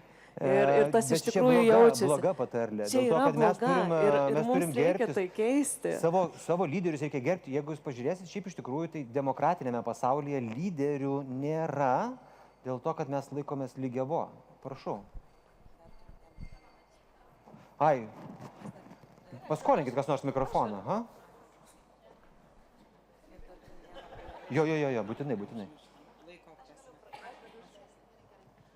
Aš noriu pasakyti, aš grįžau į Lietuvą po 22 metų migracijai. Vyras užsienietis Brazilas, 10 metų praleido JAV, 12 Jungtiniai karalystiai, įmonė Jungtiniai karalystiai. Gyvenu dabar kaime, kur senelis tarpukario metais turėjo savo vaistinę, močiutė buvo kušerė, atstatinėjom sodybą. Ir žinokit, pasakysiu tokį dalyką. Negatyvumas, pozityvumas. Šuoloja, karavanas eina tolyn. Bus gerų žmonių, bus blogų žmonių. Lietuvoje bus gerai, ar užsienį, kaip sakant, visokių žmonių visur yra. Jūs savo darot, turit viziją, einat į priekį ir jūs žmonės seks. Jėga. Aš sutinku, tai gal tada sunkumas yra, kad tarkim, aš ateinu iš perspektyvos, kai vaikas išvyko ir mano charakteris ir kultūrinis požiūris susidarė užsienyje, ne Lietuvoje. Tai aš neišvykau, kai man buvo 18-20 metų, kaip aš jaučiausi, kad dar, kai vaikas užaugo ir va čia, kur aš jaučiuosi kaip iš užsieniečio perspektyvos, labai jautiesi kaip užsienietis būdamas čia. Ir don't get me wrong, aš myliu Lietuvą, smagu grįžti, labai patinka ir jaučiu, kad kuo toliau, tuo labiau ir traukia Lietuva, kiek tobulėja, bet vis dar jautiesi kaip užsienietis. Gal vieną komentarą dar pasakysiu. Aš užaugau Lietuvoje, bet aš visą laiką jausdavausi, kai man kažkas sako, oi, tu negali, aš tada atsisuku ir sakau, žiūrėkit, aš padarysiu. Ir aš tą energiją nukreipiu į kažkokį judesį. Tai va būtent tas energija, va, kaip statyti sodybą, ne, šitas ir yra pats svarbiausias dalykas. Va, Živilė atėjo ir man sako, o vis tiek tas Putinas tipo blogas yra. Tasme, koks skirtumas, koks jisai yra. Mums reikia energiją sukaupti tam, ką mes galim padaryti. Mes kitų žmonių negalim pakeisti, mes pasaulio negalim pakeisti, mes geopolitikos pasukti negalim, bet galim pakeisti save. Statyti namus, priimti kitus žmonės ir va, leisti pasisakyti tiems, kurie ilgai laukia. Aš dar trumpai pridėsiu, kad visą gyvenimą gyvenant užsienį, apie 30 metų, aišku, per tą laiką sutampi, pritampi ir pasijauti kaip namuose, kur bebūtum, bet visada jautėsi tokia skylė, tokia tuštuma, kažkodėl. O ko trūko? Kas iš tikrųjų yra Lietuvoje, ko niekur kitur nerasi? Tai yra toks gilumas, apie kurį dabar išnekam. Tas vertinimas kultūros, mūsų pasakų, mūsų istorijų, niekas kitas to neturi. Gal kitokios tautos ir turi, bet pavyzdžiui, Jungtinėse valstijose to tikrai nerasi. O čia atvažiavus mes galim diskutuoti apie šitokius dalykus, apie gilumą, apie požiūrį į save, ko kiti tikrai to nedaro. Ir manau, tas ir yra mūsų privalumas. Ir tas yra iš tikrųjų vertybė, kurią mes turėtumėm vertinti, šitą savo gilumą, tas gilias šaknis. Ir tą savo tokį, kaip sakyti, pride savo tautai. Nes tikrai tas yra išskirtina. Ir mane labai sujaudina, kaip lietuviai moka balansuoti ambiciją ir vertinimą grožį. Vertinimą eiti, daryti, bet vertinti pirmiausia šeimą. Ir tas tikrai yra ir jaučiasi čia būnant. Ne vien mūsų šeimoje, bet pavyzdžiui ir su bendradarbiais, su kuriais tenka dirbti, manau, kad lietuviai šitą labai gerai daro. Ir žinoma, kaip Egliai grįžtant į Lietuvą yra truputėlį baisu brolių. Ir manau, vaikai truputėlį brolių bijo. Bet kaip tą barjerą perlipti ir kaip integruoti tą šeimą su Žilvinu, vaikus ir taip toliau į šitą Lietuvą, ar ne? Kaip vaikam integruotis? Ne pas močiutės ten, pavyzdžiui, su būnant užimtais, bet kaip patiems surasti, kas čia yra. Kaip patiems surasti tą grožį ir atpažinti, kokią laisvę jie čia turi, kurios neturi kitur. Ir kaip prijungti jų širdį, iš tikrųjų, ne tą, ką mes liepiam jiem, kad neliepiam lietuviškai, pavyzdžiui, kalbėti, bet kaip sužadinti jų meilę. Manau, tas ir yra integracija ir integracija ateinančiam kartom. Irgi taip pat. Ir manau, mes kaip lietuviai taip pat esam labai nekantrus. Ir mums visko norisi dabar. Va taip turi būti dabar, o viskam reikia laiko. Tai lašas po lašo ir tie vaikai atvažiuoja ten vasaros iš vasarą, po lašą kažkas pasistato. Taip pat ir mūsų pripažinimas kaip lietuvių tautos kitose valstijose, manau, mes atvažiuojam ir mes žinom savo privalumus ir mes norėtumėm, kad būtume matome taip. Bet iš tikrųjų tai užtrunka laiko ir yra didelis darbas tą pastatyti po truputį, po laiptą. Ir manau, kad daug yra jau pastatyta, bet tikrai iš šalies, sugrįžus čia ir pradėjus įsijungti šitą bendruomenę, labai tas matosi, kaip viskas statosi, bet labai iš tikrųjų pamažu.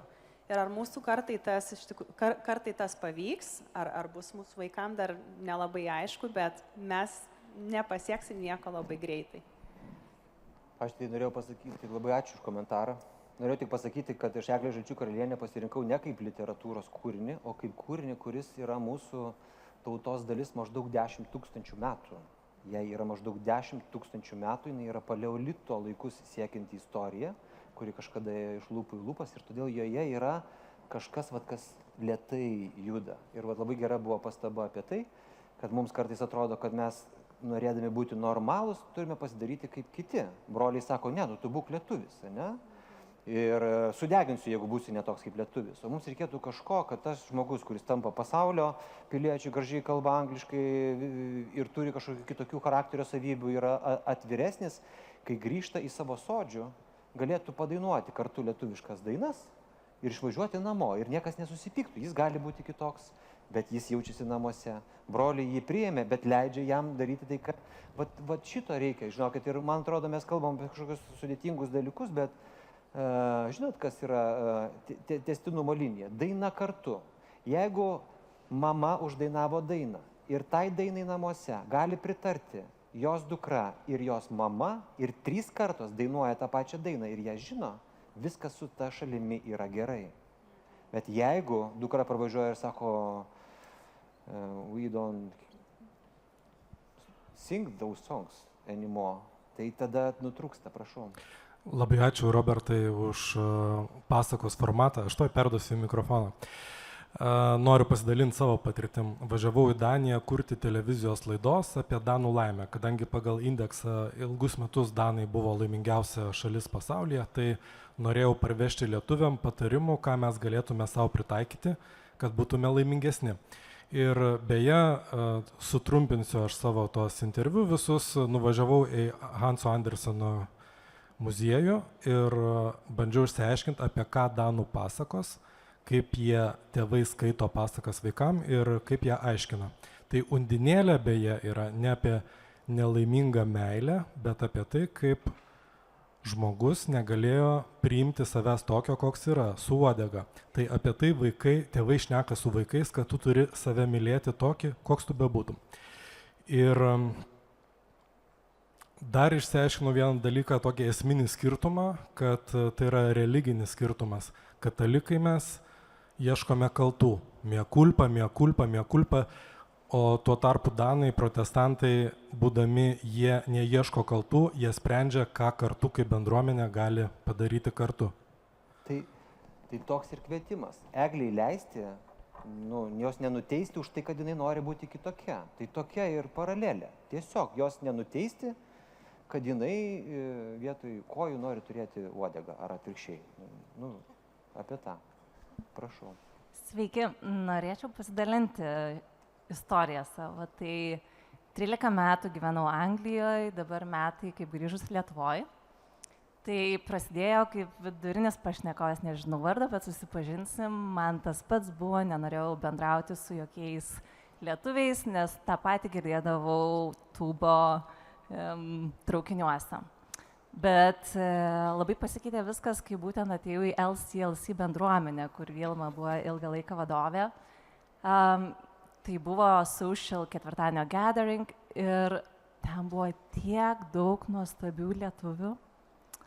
Ir man tai atsivėrė visos akys ir mano dabar visi draugai yra iš tos bendruomenės, aš dabar grįžau, dėl to nesutikau daug žmonių. Ir kalbant apie Eglę Žalčių karalienę ir juodvarnius, kas yra buvę prie Halės turgaus Maxima, ten labai daug jų pamatysit, tų juodvarnių. Tai pradžioje aš eidavau į tą, ir einu dar visi tą Maximą, ir ten visą laiką piktos tetulės, jos net nesisveikina. Ir labai daug būna iš stoties rajonų ir dėdžių, kurie visą laiką pikti, niurus. Bet mano toksai grįžimo gal tikslas yra, aš visą laiką šypsausi, visą laiką sveikinuosi. Ir kartais Maximos pardavėjos jos pasisveikina atgal dabar. Tai mano tikslas, kur eini, dirbi, ar tai tavo Maxima, ar stotelė, šypsokimės. Žiūrėkit, visa mano pranešimo pagrindinis motyvas ir buvo, kokios jos yra, tokios jos yra. Užuot pykus ant tų Maximos pardavėjų, reikia jas priimti, jos tokios, kokios yra. Ir vienas dalykas, kad pradėkim visi nuo savęs. Bet jeigu mes šypsosimės, kažkas mums pradės šypsotis. O jeigu mes tiesiog kaltysim, niekas nejudės. Tai patys kuriam savo ateitį ir tiesiog priekį. Su Maximos pardavėjom tai labai relatable, nes aš tada pasidariau savo misiją, kad kiekvieną kartą, kai einu, mano darbas privers ją nusišypsoti. Tai ir ne visada sunkiai pavyksta, bet pavyksta kartais. Ir tada, aš jaučiuosi, kad accomplishinu something. Na tai ką, turbūt, kaip Mamontovo žodžiais, jeigu norim keisti pasaulį, keiskime pirmiau save.